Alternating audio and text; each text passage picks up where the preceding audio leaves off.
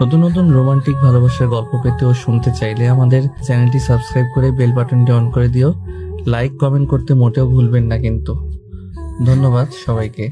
রাত 1টা বাজে আর আমি এখনো পর্যন্ত ছাদে দাঁড়িয়ে আছি। কেন জানি আজকে আর রুমে যেতে মন চাচ্ছে না। রাতের এই পরিবেশটা অনেক ভালো লাগছে, কিন্তু আমার মনের ভিতর কাল বৈশাখী ঝড় বয়ে যাচ্ছে। নিজের মনের কষ্টটা আজ কাউকে বলতে পারছি না। হঠাৎ পিছন থেকে কে যেন ডাক দিল। চোখের পানিগুলো মুছে পিছনে তাকিয়ে দেখে আব্বু দাঁড়িয়ে আছে। আব্বু আমার সামনে এসে বলতে লাগলো, নিলয়, তুই এখন এখানে দাঁড়িয়ে আছিস কেন? যা, তোর রুমে যা। মেয়েটা সেই কখন থেকে তোর রুমে একা বসে আছে। আমার কাঁধে হাত রেখে বলল, যাচ্ছি।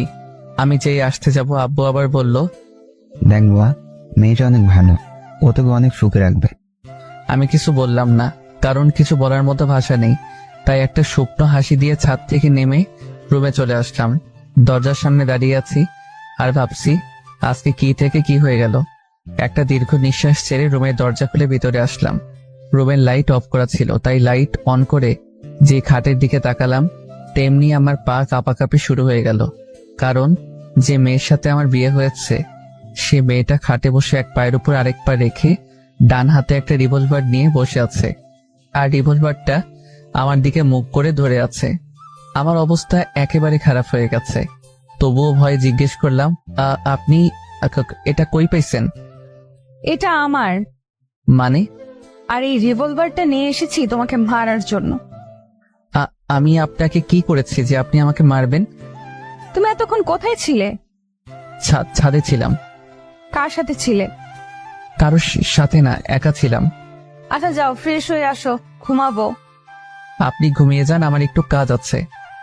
ওই, তোর কি কাজ এত রাতে? হ্যাঁ, আমি বলেছি না ফ্রেশ হয়ে আসতে? তাড়াতাড়ি যা, না হলে এই বন্দুক দিয়ে গুলি করে তোর খুলি উড়িয়ে দেব। এত সুন্দর ঝাড়ি খেয়ে আমি এক দৌড়ে ওয়াশরুমে চলে আসলাম। ওয়াশরুমে এসে ফ্রেশ হয়ে বাইরে আসতেই দেখলাম মেয়েটা এখনো সেইভাবেই বসে আছে। আমাকে দেখেই বলল, আজকে কি সেখানেই দাঁড়িয়ে থাকবে নাকি ঘুমাবেও? আমি কিছু না বলে খাট থেকে আমার বালিশটা নিয়ে ফ্লোরে যেই শুতে যাব, তেমনি মেয়েটা বলল, কি ব্যাপার, তুমি নিচে শুইতেছো কেন? তাহলে কোথায় ঘুমাবো? কেন, খাটে কি জায়গা নেই? না মানে ওই, কি না মানে করছো? তাড়াতাড়ি খাটে শুয়ে পড়ো। না, আপনি উপরে শুয়ে পড়ুন, আমি নিচে শুইতে পারবো। ওই, তোকে বলছি না আমার কথার উপরে কোনো কথা বলবি না। এখন তাড়াতাড়ি খাটে এসে শুয়ে পড়ো, না হলে এইটা তো দেখছই। আমি আর কিছু না বলে খাটের উপরে উঠে একপাশে হয়ে শুয়ে পড়লাম। হঠাৎ মেয়েটা আমার হাত ধরে টেনে আমার বুকের উপরে শুয়ে পড়ল। আচ্ছা, আপনি বালিশ থাকতে আমার বুকের উপর শুইলেন কেন? এখন থেকে তোমার বুকটা আমার বালিশ। এখন থেকে এখানেই ঘুমাবো। কেন, তোমার কোনো সমস্যা আছে? না, কোনো সমস্যা নেই। কিছু সময় নিরাপত্তা পালন করে হঠাৎ আমি বললাম, আপনাকে একটা প্রশ্ন করি। বলো। আপনার নাম কি? মেয়েটা আমার বুক থেকে মাথা তুলে ড্যাব ড্যাব করে তাকিয়ে বলল, তুমি কি আমার নাম জানো না? না। আমার নাম জান্নাতুল হাসানুল রোজা। অনেক সুন্দর নাম আপনার। আচ্ছা, আপনি আমার থেকে কয় বছরের বড় হবেন? বেশি না, 5 বছরের বড় হব। আমার থেকে 5 বছরের বড় আপনি? হুম। আচ্ছা, আপনি কি কখনো রিলেশন করেননি? না, ইসলাম ধর্মে বলা হয়েছে প্রত্যেক মেয়ের উচিত শুধু তার স্বামীকে ভালোবাসার। তাই আমি কোনো রিলেশনে জড়াইনি। আর একটা কথা, আমাকে আপনি বলবা না, তুমি করে বলবা, ঠিক আছে? হুম। এখন ঘুমাও, অনেক রাত হয়ে গেছে, সকালে উঠে আবার নামাজ পড়তে হবে। একথা বলে আবার বুকে মাথা রেখে শুয়ে পড়ল। রোজা আমার বুকে মাথা রেখে ঘুমিয়ে পড়ল। অল্প কিছু সময়ের মধ্যে আমিও ঘুমিয়ে পড়লাম। সকালে এমন মনে হচ্ছে কে যেন আমাকে ধাক্কা দিচ্ছে। চোখ খুলে দেখি একটা পরীর মতো দেখতে একটা মেয়ে আমার সামনে বসে আছে। আমার ঘুম যেন 1 সেকেন্ডের মধ্যে হাওয়া হয়ে গেল। হঠাৎ রোজা বলল, এই কি হলো, এমন ড্যাব ড্যাব করে কি দেখছো? না মানে, এত সকালে ডাক দিলেন কেন? এখন উঠে তাড়াতাড়ি গোসল করে মসজিদে নামাজ পড়তে যাও। এত সকালে কেউ গোসল করে নাকি? রোজা খাটের কর্নার থেকে বন্দুকটা নিয়ে আমার মাথায় ধরে বলল, কি বললি, আবার বলতো? কি? আমি কি বললাম? আমি যাচ্ছি গোসল করে নামাজ পড়তে। খাট থেকে নেমে দৌড়ে ওয়াশরুমে চলে আসলাম। ফ্রেশ হয়ে মসজিদে নামাজ পড়তে চলে আসলাম। নামাজ পড়ে মসজিদ থেকে বের হলাম। বাইরে পরিবেশটা অনেক ভালো লাগছে। আজকে অনেকদিন পর আবার ফজরের নামাজ পড়লাম। বেশি দেরি না করে বাসায় চলে আসলাম, কারণ আমার অনেক ঘুম পাচ্ছে। বাসায় এসে দেখলাম রোজা মাত্র নামাজ শেষ করলো। আমাকে দেখে বলল, তুমি একটু বসো, আমি জামাটা পাল্টে নেই, তারপর দুজনে একসাথে জগিং করতে যাব। কি? আমি কোথাও যেতে পারবো না, আমি এখন ঘুমাবো। আপনার যদি কোথাও যেতে মনে চায় আপনি যেতে পারেন। ঠিক আছে জানদো, তুমি একটু অপেক্ষা করো, আমি ড্রেস চেঞ্জ করে আসি, তারপর তোমাকে দেখছি। আমিও আর বসে না থেকে শুয়ে পড়লাম। হঠাৎ রোজা ওয়াশরুম থেকে বের হয়ে দেখলো আমি শুয়ে পড়ছি। ও আর কোনো কথা না বলে খাটের কর্নার থেকে রিভলভারটা নিয়ে আমার পেটে খোঁচা দিচ্ছে। আমি একটু বিরক্তি নিয়ে চোখ খুলে দেখি রোজা আমার সামনে বসে রিভলভার দিয়ে আমাকে খোঁচাচ্ছে। আমি এক লাফে খাট থেকে নেমে কিছুটা দূরে গিয়ে দাঁড়িয়ে বললাম, আচ্ছা আপনার সমস্যা কি? হ্যাঁ, কিছু একটা হইলে আপনি এই বন্দুকটা দেখে ভয় দেখান। আপনার সমস্যা কি বলেন তো? ফালতু মেয়ে যত সব। রোজা কিছু না বলে রুম থেকে চলে গেল। আমি বেলকনিতে চলে আসলাম। কেন জানি মনের ভিতরে খারাপ লাগতেছে। মেয়েটাকে একটু বেশি বলে ফেলেছি মনে হয়। বেলকনিতে বসে এগুলো ভাবছিলাম। হঠাৎ রোজা আমার পাশে এসে বসলো। আমি অদ্ভুত দৃষ্টিতে ওর দিকে তাকিয়ে আছি, কারণ কিছুক্ষণ আগে আমি এই মেয়েকে এত কথা বললাম, আর এই মেয়ে এখন হাসি খুশি হয়ে আমার পাশে বসে কফি খাচ্ছে। আমাকে এইভাবে ওর দিকে তাকিয়ে থাকতে দেখে রোজা ওর কফির মুখটা আমার দিকে বাড়িয়ে দিল। নাও, তাড়াতাড়ি কফিটা খেয়ে নাও, না হলে ঠান্ডা হয়ে যাবে। না, আমার এখন কফি খাওয়ার মুড নেই।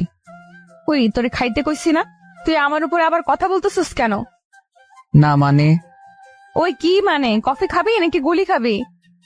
আমি কিছু না বলে রোজার হাত থেকে কফির মগটা নিয়ে নিলাম। রোজা মুচকি এসে বলল, আমার শোনাটা। আমি কিছু না বলে কফি খাচ্ছি। হঠাৎ আমি বললাম, সরি। কিসের জন্য? না মানে, কিছুক্ষণ আগে তোমার সাথে খারাপ ব্যবহার করেছিলাম, তাই সরি।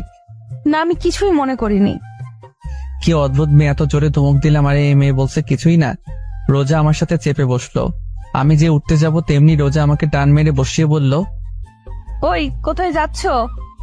রুমে। না, রুমে যাওয়ার কোনো প্রয়োজন নেই, এখানেই বসে থাকো। দেখো সকালের পরিবেশটা কত সুন্দর। আমি এক মনে রোজার দিকে তাকিয়ে আছি। এই মেয়েটা অনেক অদ্ভুত, আবার মায়াবীও। মাত্র কালকে দেখা হলো, আর এমন দেখাচ্ছে যে সে আমাকে আরো অনেক বছর আগে থেকে ভালোবাসে। ডাইনিং টেবিলে বসে আছি, আম্মু আর রোজা রান্নাঘরে কাজ করছে। আব্বু, তোমরা আমার সাথে এমন করলে কেন? আব্বু আর নেহা চোখ বড় বড় করে তাকিয়ে আছে। হঠাৎ আব্বু বলল, আমরা আবার তোর সাথে কি করলাম? কিছু জানো না তাই না? আরে কি হয়েছে বলবি তো? তোমরা আমার থেকে 5 বছর বড়। এক মেয়েকে আমার সাথে বিয়ে দিয়েছো, কেন করলে আমার সাথে এমন? শোন নীল, বাবা মা সন্তানের জন্য যা করে তা ভালোর জন্য করে। দেখিস তুইও রোজার সাথে সুখী থাকবি। আব্বু, আমি আরেকজনকে ভালোবাসি, আর আমি এই বিয়ে মানি না। ভাইয়া, কি বলছিস তুই? পাগল হয়ে গেলি নাকি? দেখো নীল, বিয়ে কোনো ছেলে খেলা না, বুঝলে?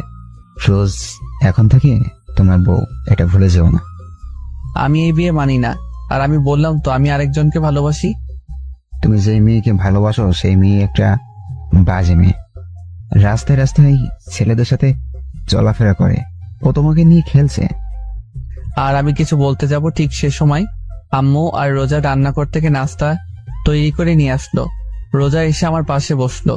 সবাই একসাথে নাস্তা খাওয়া শুরু করলাম। সবাই কথা বলতেছে, কিন্তু আমি কোনো কথা বলতেছি না, কারণ আমার তাদের সাথে কথা বলার কোনো মুড নাই। তাই আমি আমার মতো খেয়ে বাইরে চলে আসলাম। আমি আড্ডাখানায় আসতেই আমার বন্ধুরা নাইম, তানভীর, সাকিব চায়ের দোকানে বসে আছে। ওদের সামনে আসতেই, কিরে, কালকে আমাদের কিছু না বলেই ভার্সিটি থেকে এইভাবে চলে আসছিলি কেন? না মানে পরিবারের একটু সমস্যা হয়েছিল তাই আর কি। আচ্ছা, রিয়ার সাথে কি তোর কোনো কথা হয় নাই? কাল থেকে ও আমাদের কল দিচ্ছে তোর কথা জিজ্ঞেস করার জন্য, আর আমরাও তোকে কল দিলাম, কিন্তু তোর ফোন বন্ধ দেখাচ্ছে। কালকে রাগের মাথায় মোবাইল ভেঙে ফেলেছিলাম। না মানে মোবাইলে চার্জ ছিল না হয়তো। আচ্ছা, আগে এটা বল, তোরা আজকে আমাকে এত কথা জিজ্ঞেস করছিস কেন? না মানে, তুই তো কোনোদিন এমন করিসনি তাই। আচ্ছা বাদ দে, ওদের সাথে আর কিছু সময় আড্ডা দিতে দিতে দুপুর হয়ে গেল। জোহর নামাজ পড়ে বাসায় আসলাম। বাসায় আসতেই আমি আমার মোবাইলটা খুঁজতেছি, কিন্তু কোনো জায়গায় পাইনি। শেষমেশ আর না পেরে নেহার রুমে আসলাম। নেহার রুমে এসে দেখি ও পড়তেছে। আমি ওর রুমের ভিতরে ঢুকে ওর সামনে গিয়ে ওর মাথায় আস্তে একটা থাপ্পড় মারলাম। নেহা পড়া বাদ দিয়ে রাগী লোক নিয়ে আমার দিকে তাকালো। কি চাই?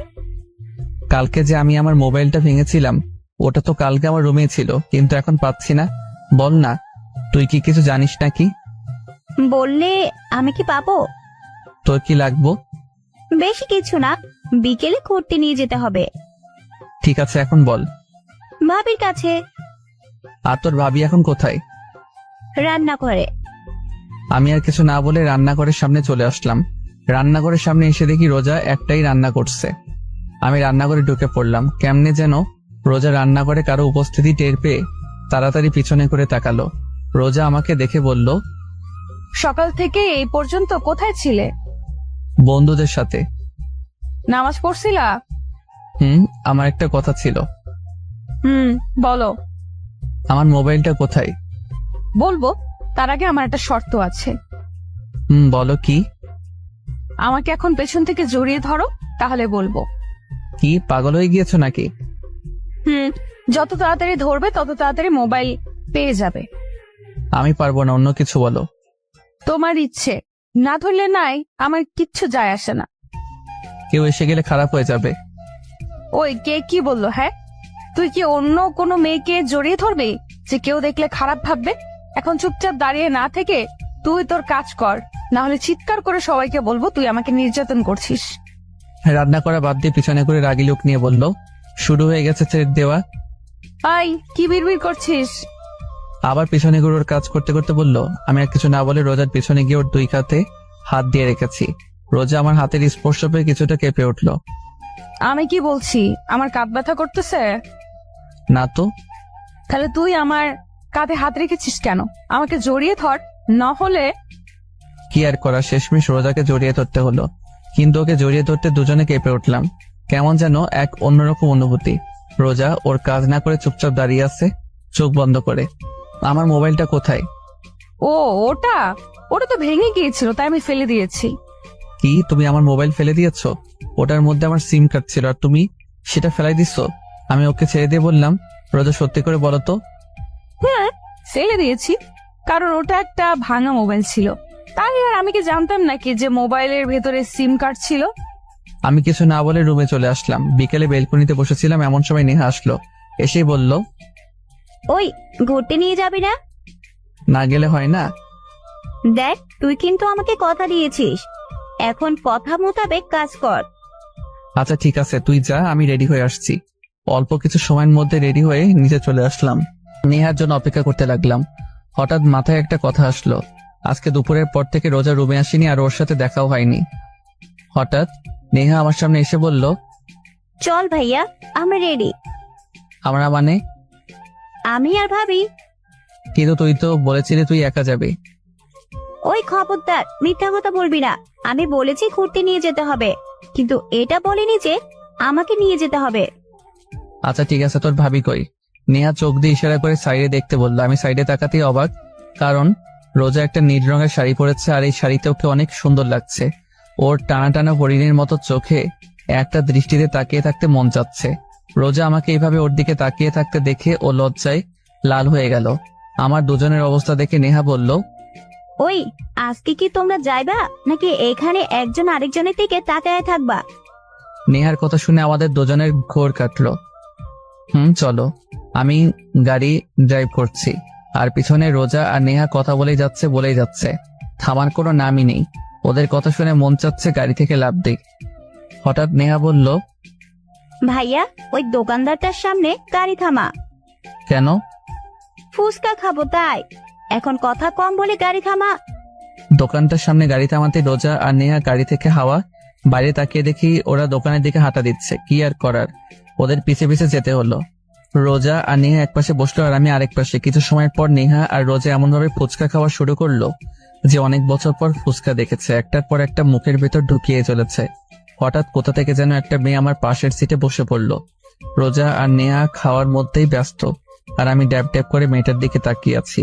মেয়েটার গায়ের রং ফর্সা। মেয়েটা একটা কালো রঙের শাড়ি পরেছে, হাতে কালো চড়ি, কপালে কালো টিপ, মেয়েটাকে অনেক সুন্দর লাগছে। হঠাৎ মেয়েটা আমাকে বলল, আচ্ছা, আপনি কি সিঙ্গেল? আমি আপনাকে অনেক ভালোবেসে ফেলেছি। আমি রোজ আর নেহার দিকে তাকিয়ে দেখি নেহা ফুচকা না খেয়ে ড্যাব ড্যাব করে মেয়েটার দিকে তাকিয়ে আছে, কিন্তু রোজা চুপচাপ ফুচকা খেয়ে যাচ্ছে। আমি পুরো অবাক হয়ে গেলাম।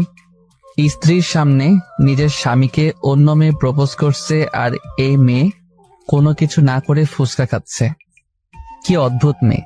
মেয়েটা আবার বলতে শুরু করলো, আসলে আপনাকে আমার অনেক ভালো লেগেছে, তাই জিজ্ঞেস করলাম। আচ্ছা, আপনার নাম্বারটা দিতে পা? মেয়েটা আর কিছু না বলে হঠাৎ উঠে এক দৌড়ে দোকানের ভেতর থেকে বের হয়ে গেল। আমি মেয়েটার কাণ্ড দেখে অবাক হয়ে গেলাম। এমন ভাবে দৌড় দিল যে কোনো ভূত দেখেছে। আমি নেহার দিকে তাকিয়ে দেখি ও রোজার দিকে তাকিয়ে আছে।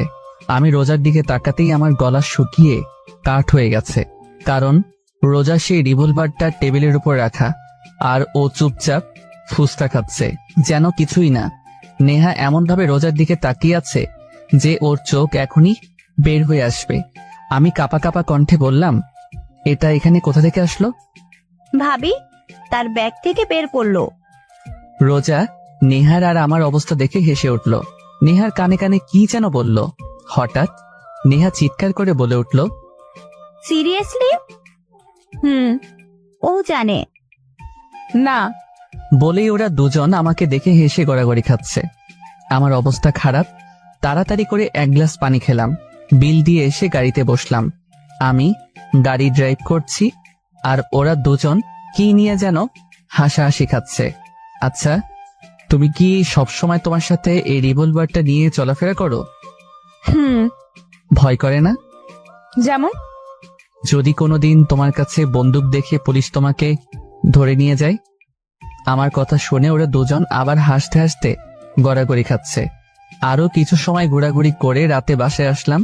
রাতে রোজা ওয়াশরুমে গেছে। এই সুযোগে আমি রুমে থেকে বের হয়ে নেহার রুমের সামনে আসলাম।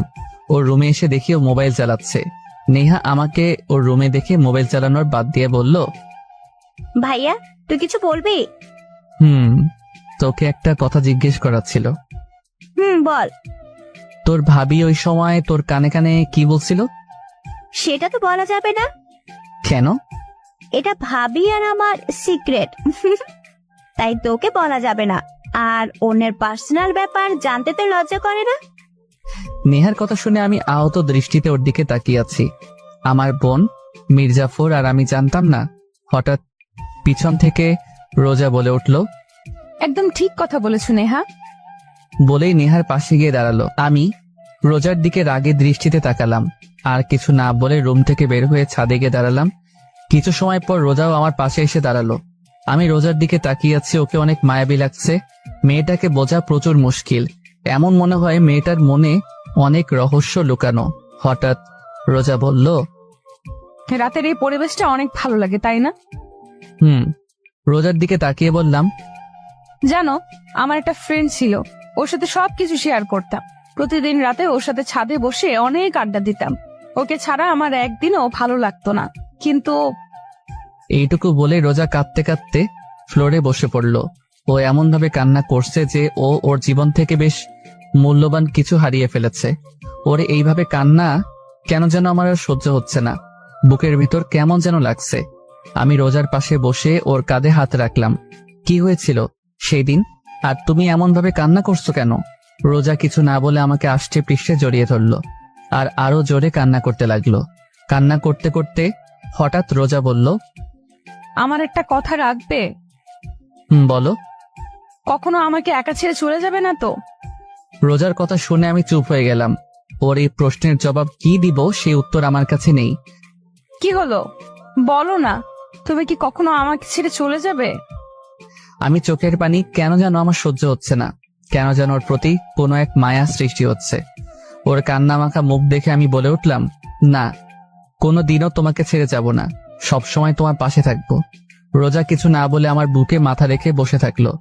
আর আমি ভাবতে লাগলাম, আমি তো অন্য কাউকে ভালোবাসি, তাহলে রোজাকে এই কথা কিভাবে বলতে পারলাম? রোজা, এই প্রথম আমি রোজার নাম বলে ডাক দিলাম। রোজা। রোজা এখনো নিশ্চুপ থাকায় বুঝতে পারলাম ও ঘুমিয়ে পড়েছে। রাত 11টা বেজে গেছে আর আকাশের অবস্থা দেখে বোঝা যাচ্ছে বৃষ্টি আসতে পারে। তাই বেশি দেরি না করে রোজাকে সাবধানে কোলে তুলে নিলাম। ছাদ থেকে নেমে রুমে যাচ্ছি, এমন সময় আমাদের সামনে নেহা এসে হাজির। তো এত রাতে কোথা থেকে আসা হলো? হুম হুম চুপ, আসতে বলো, রোজা ঘুমিয়ে পড়েছে। ও, তুই কি করছিস? এত রোমান্টিক একটা সময়, ভাবি তোর কোলে একটা ছবি তুলে নেই। নেহার ছবি তোলা হয়ে গেলে আমরা রুমে চলে আসলাম। রোজাকে বিছানায় শুয়ে দিলাম। আমি ওর অপর পাশে শুয়ে পড়লাম, রোজার দিকে মুখ করে। ঘুমন্ত অবস্থায় রোজাকে অনেক মায়াবতী লাগছে। কান্না করার ফলে ওর দু চোখ ফুলে গেছে, নাক লাল হয়ে গেছে। ওকে দেখে আমার এক অন্যরকম অনুভূতি কাজ করছে। কেন যেন এখন আর রিয়ার কথা মনে পড়ছে না। মন চাচ্ছে রোজার সাথেই থাকি সব সময়। এইসব ভাবতে ভাবতে কখন যে ঘুমিয়ে পড়লাম মনে নেই। সকালে ঘুম থেকে উঠে দেখলাম রোজা আমার বুকের উপরে মাথা রেখে গুটিসুটি মেরে শুয়ে আছে। রোজাকে বুকের উপর থেকে সরিয়ে একপাশে শুয়ে দিলাম। আমি উঠে ওয়াশরুমে চলে আসলাম। কিছু সময় পর ফ্রেশ হয়ে নিচে আসলাম। কি রে, রোজা কোথায়? ও ঘুমাচ্ছে। ও, তুই এখন কি ভার্সিটিতে যাবা? হ্যাঁ, নেহা কি যাবে না? নেহা তো ওর ফ্রেন্ডদের সাথে চলে গেছে। ও, কিছু সময় পর ভার্সিটির উদ্দেশ্যে রওনা দিলাম। কিছু সময়ের মধ্যে ভার্সিটি পৌঁছে গেলাম। ভার্সিটির ভিতর ঢুকতেই কোথা থেকে যেন রিয়া দৌড়ে এসে আমাকে জড়িয়ে ধরলো আর বলতে লাগলো, ওই কালকে কোথায় ছিলে আর তোমার মোবাইল বন্ধ কেন? রিয়ার এইভাবে জড়িয়ে ধরা আমার কেন যেন ভালো লাগছে না। ওকে এক ঝটকায় নিজের থেকে ছাড়িয়ে নিয়ে বললাম, একটু প্রবলেম হয়েছিল তাই আর কি। তো আমি কি কিছু হেল্প করতে পারবো নাকি? না, দরকার নেই, এখন চলো ক্লাসে যাই। না, আজকে গল্প করবো, চলো। না, আমার এখন গল্প করার কোনো মুড নেই। না, তোমাকে বলছি না, এখন গল্প করবো, চলো। আমি রিয়ার হাত থেকে আমার হাত এক টান দিয়ে ছাড়িয়ে নিয়ে বললাম, এত বায়না করো কেন? আমি বললাম না আমার এখন তোমার সাথে গল্প করার মুড নেই? সরি। রিয়া কিছু না বলে সেখান থেকে চলে গেল। আর আমি ভাবতে লাগলাম আজ এই প্রথম আমি রিয়ার সাথে এমন ব্যবহার করলাম, কিন্তু কেন করলাম তা অজানা। অনেক সময় খোঁজার পর এক ক্যাম্পাসের এক কোনো আম গাছের নিচে বসে আছে। আমি রিয়ার সামনে গিয়ে দাঁড়ালাম। অনেকক্ষণ হয়ে গেল কিন্তু রিয়া এখনো পর্যন্ত নিচের দিকে তাকিয়ে আছে। আমি আর না পেরে রিয়ার সামনে বসে পড়লাম। সরি বললাম তো। আমার আপনার সরি লাগবে না, আপনি এখন আসতে পারেন। না, আমি এখন আমার জানের সাথে গল্প করব। দরকার নেই আপনার গল্প। আমি রিয়ার পাশে বসে রিয়ার মাথা ধরে আমার কাঁধে রাখলাম। রিয়া আমার কাঁধে মাথা রেখে চুপচাপ বসে আছে। এখন কি কোনো কথা না বলার প্রতিজ্ঞা করেছো? হুম। ঠিক আছে, আমি কোনো কথা বলবো না। আমার সোনাটা কি রাগ করেছে? রিয়ার মুখের কথা শুনে আমার রোজার কথা মনে পড়ে গেল। ওই মেয়ে এখন কি যেন করছে। হঠাৎ রিয়া হালকা ধাক্কা দিয়ে বলল, কি হলো, কি ভাবছো? না কিছু, রিয়ার সাথে গল্প করছি। হঠাৎ ক্যাম্পাসে পুলিশের গাড়ি ঢুকলো। ক্যাম্পাসের সবাই গাড়ির দিকে তাকিয়ে আছে। হঠাৎ পুলিশের গাড়ির ভিতর থেকে একজন লোক বের হয়ে আমাদের দিকে আসতে লাগলো। আমি আর রিয়া কিছুটা ভয় পেয়ে গেলাম। লোকটা সামনে এসে বলল, আপনাকে ম্যাডাম ডেকেছে। আমি কি করেছি যে আপনার ম্যাডাম আমাকে ডেকেছে? সেটা না হয় ম্যাডামের কাছ থেকেই শুনে নিয়েন। বলে আমার হাত ধরে টেনে নিয়ে যেতে লাগলো যেন আমি কোনো আসামি। পুরো ক্যাম্পাসের সবাই আমার দিকে তাকিয়ে আছে আর ভয়ে আমার গলা শুকিয়ে কাট, হার্টবিট কয়েক গুণ গতিতে লাফাতে লাগলো। লোকটা পুলিশের গাড়ির সামনে এসে বলল, ম্যাম, নিয়ে এসেছি। গাড়ির ভিতরে যে বসেছিল তাকে বলল। আপনি এখন যেতে পারেন। লোকটা চলে গেল। গাড়ির ভিতরে যে মেয়েটা বসেছিল তাকে দেখে আমার মাথায় আকাশ ভেঙে পড়ল।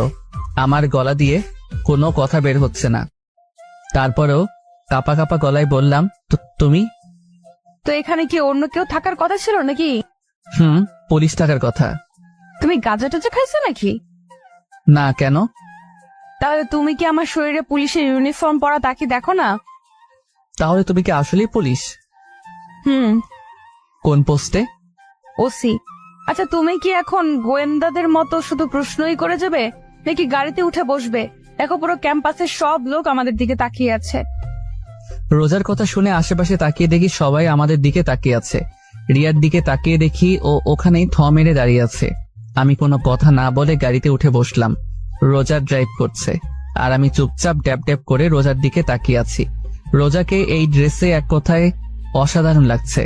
রোজা আমাকে এইভাবে তাকিয়ে থাকতে দেখে লজ্জা মাখা মুখে বলল, ওই এভাবে ড্যাব ড্যাব করে তাকে কি দেখছো? তোমাকে। আমাকে দেখার মতো আমার মাঝে এমন কি আছে? বলতে পারলাম না, কিন্তু তোমাকে অনেক সুন্দর লাগছে। তাই? আচ্ছা, এই কয়দিন না আমাকে ভয় পাইতা? না, ভয় কেন লাগবে? এখন কি ভয় লাগছে না? আমার সাথে ফাঁসলামে আমাকে ছাড়া অন্য কোনো মেয়ের সাথে থাকলে জেলে ভরে দিতে পারতো। রোজার কথা শুনে এখন ভয় লাগতে শুরু করলো, কারণ এই মেয়ের কথা বলা যায় না, বিনা কারণে জেলেও ঢুকিয়ে দিতে পারে। আমি রোজার দিকে থেকে চোখ ফিরিয়ে বাইরের দিকে তাকিয়ে থাকলাম। আমার অবস্থা দেখে রোজা হেসে ফেললো। কিছুক্ষণ পর রোজা আমাকে নিয়ে লেগের পাড়ে আসলো। রোজা আর আমি একটা বেঞ্চে বসে আছি, কেউ কোনো কথা বলছি না। নিরাপত্তা ভেঙে হঠাৎ রোজা বলল, তোমাকে একটা প্রশ্ন করি। বলো।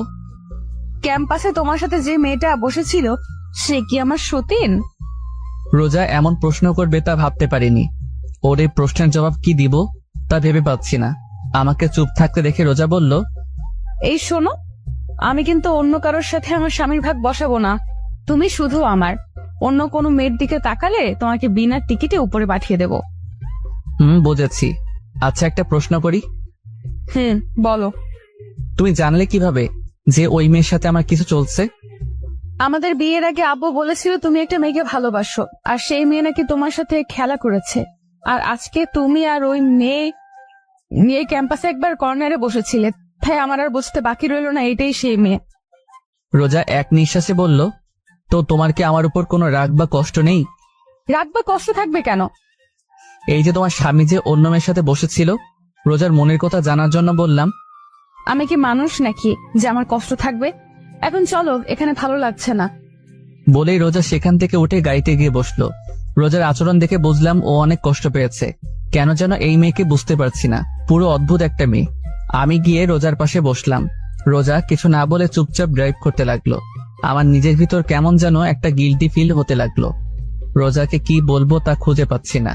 হঠাৎ রোজা একটা মলের সামনে গাড়ি থামিয়ে বলল, নামো। আমরা এখানে কেন এসেছি? ওই তুই নামবি নাকি অন্য কোনো পদক্ষেপ নিব? আমি কিছু না বলে গাড়ি থেকে নেমে রোজার পিছনে পিছনে চুপচাপ হাঁটছি। হঠাৎ রোজা একটা মোবাইলের শোরুমে ঢুকলো। আমি একটু দাঁড়িয়ে ভাবলাম রোজা এখানে কেন এসেছে। কিছু না ভেবে দোকানের ভিতরে ঢুকে পড়লাম। রোজা একটা মোবাইল সিম কার্ড কিনলো। আমি চুপচাপ দেখে যাচ্ছি। মোবাইলটা দেখে আমার লোভ এসে পড়লো, মন চাচ্ছে যদি এই মোবাইলটা আমার হতো। রোজা বিল পেমেন্ট করে আবার বেরিয়ে পড়লো। আমিও রোজার পিছে পিছে বের হয়ে গাড়িতে বসলাম। কিছুক্ষণ পর রোজা একটা রেস্টুরেন্টের সামনে গিয়ে গাড়ি থামালো।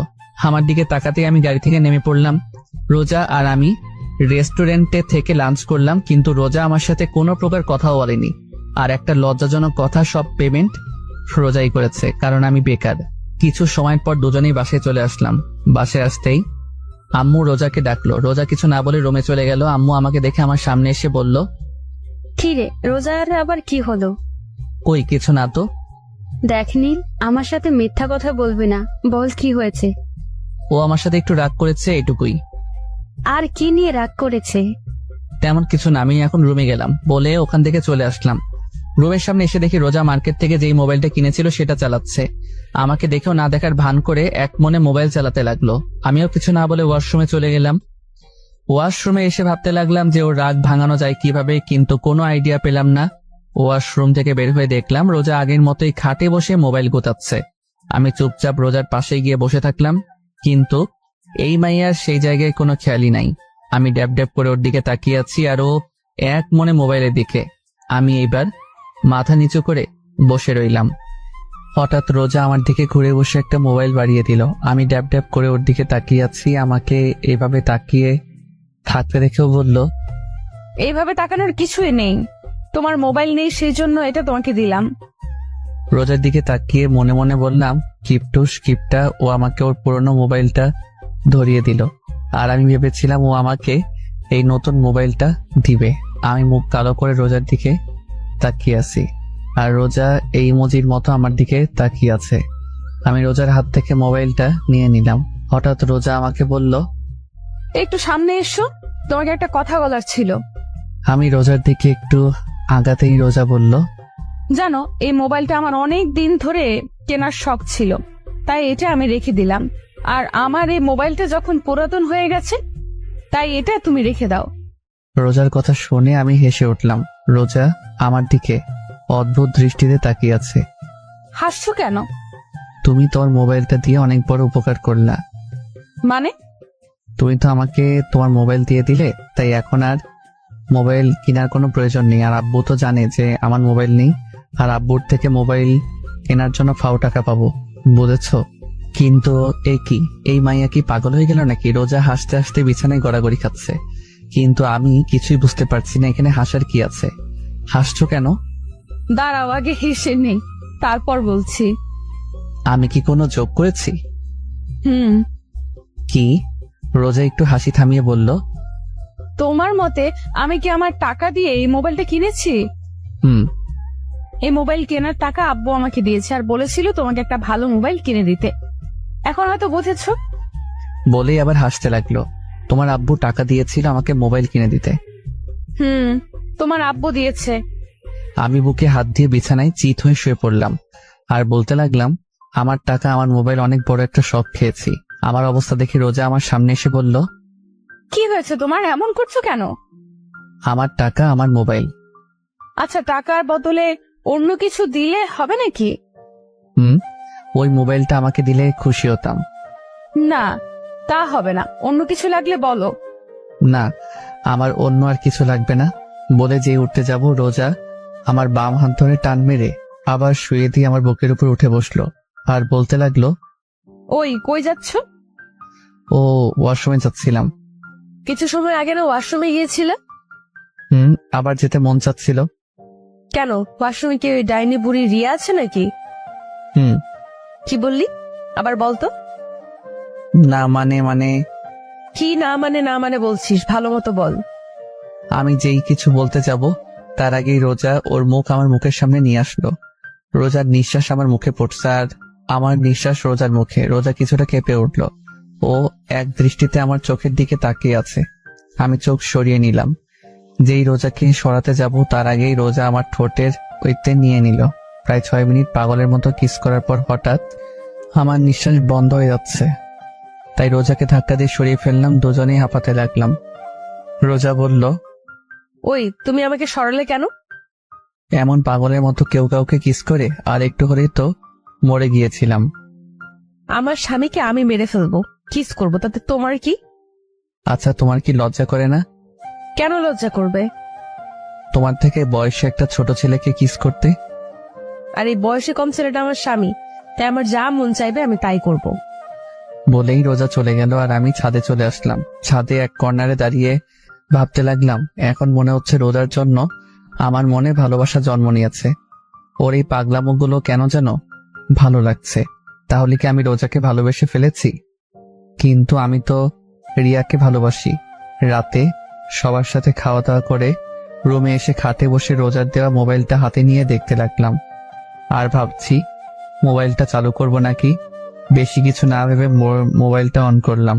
মোবাইলের ওয়ালপেপার দেখে আমি একটু অবাক হলাম, কারণ সেদিন রাতে নেহা আমার আর রোজার যে ছবিটা তুলেছিল সেটা দিয়ে রেখে, তার মানে সেই রাতের ঘটনা রোজা নেহার থেকে শুনেছে। ওসব ভাবছি, হঠাৎ রোজা রুমে ঢুকলো। কিছু না বলে রুমের দরজা লাগিয়ে আমার সামনে এসে বলল, আমি এখন ঘুমাবো। তো ঘুমিয়ে যাও, আমি কি তোমাকে ধরে রেখেছি নাকি? তুমি কি ঘুমাবে না? তাহলে ঘুমাও, এত রাতে ফোন চালাচ্ছ কেন?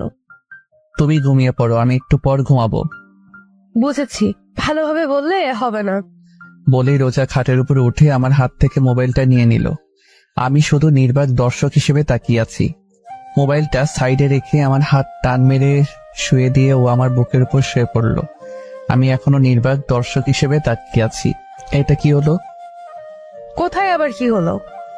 তুমি আমার উপর কেন শুয়েছ? বিছানায় তো বালিশ আছে, ওখানে সব। আমার বালিশ শুধু তুমি।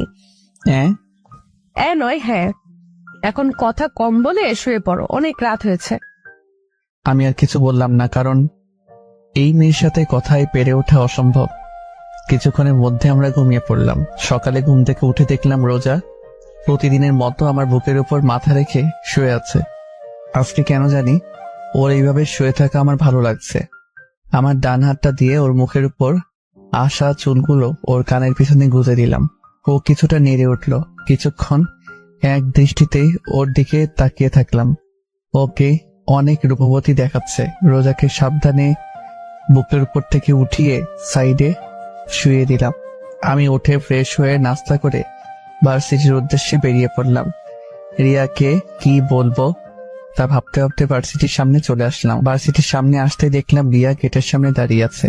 ওকে দেখে বোঝা যাচ্ছে ও কারোর জন্য অপেক্ষা করছে। হঠাৎ রিয়া আমাকে দেখে আমার সামনে দৌড়ে আসলো আর এসেই বলতে লাগলো, তুমি ঠিক আছো তো? কি হয়েছে তোমার? আর এমন দেখাচ্ছে কেন তোমাকে? কালকে ওই পুলিশ তোমাকে ধরে নিয়ে গেল, সেটা নিয়ে আমি অনেক টেনশনে ছিলাম। ও, ওটা আমার এক পরিচিত কাজিন ছিল। ও, আমি তো ভয় পেয়ে গেছিলাম। আচ্ছা, এটা বলো এখানে কার জন্য অপেক্ষা করছিলে? তোমার জন্য অপেক্ষা করছিলাম। আজকে সারাদিন তোমাকে নিয়ে ঘুরবো। তাই? হ্যাঁ, তো কোথায় যাইবা এখন? লেকের পাড়ে যাবো, চলো। ঠিক আছে চলো। আমি আর রিয়া রিক্সায় উঠলাম। রিক্সা চলছে তার আপন গতিতে। রিয়া আমার এক হাত ঝাপটে ধরে বসছে। ওর এইভাবে আমার হাত ধরে থাকা কেন জানি ভালো লাগছে না। কিছু সময়ের মধ্যে লেকের পাড়ে এসে পড়লাম। রিক্সা ভাড়া মিটিয়ে আমি আর রিয়া পাশাপাশি হাঁটছি। হঠাৎ রিয়া বলল, চলো ওখানে বসি। ঠিক আছে। রিয়ার আর আমি পাশাপাশি বসলাম। অনেক সময় হয়ে গেল কিন্তু দুজনেই চুপচাপ বসে আছি। কিছু সময় পর হঠাৎ রিয়া বলল, একটা কথা জিজ্ঞেস করার ছিল। বলো, কি জিজ্ঞাসা করতে চাও? সত্যি কথা বলবে তো?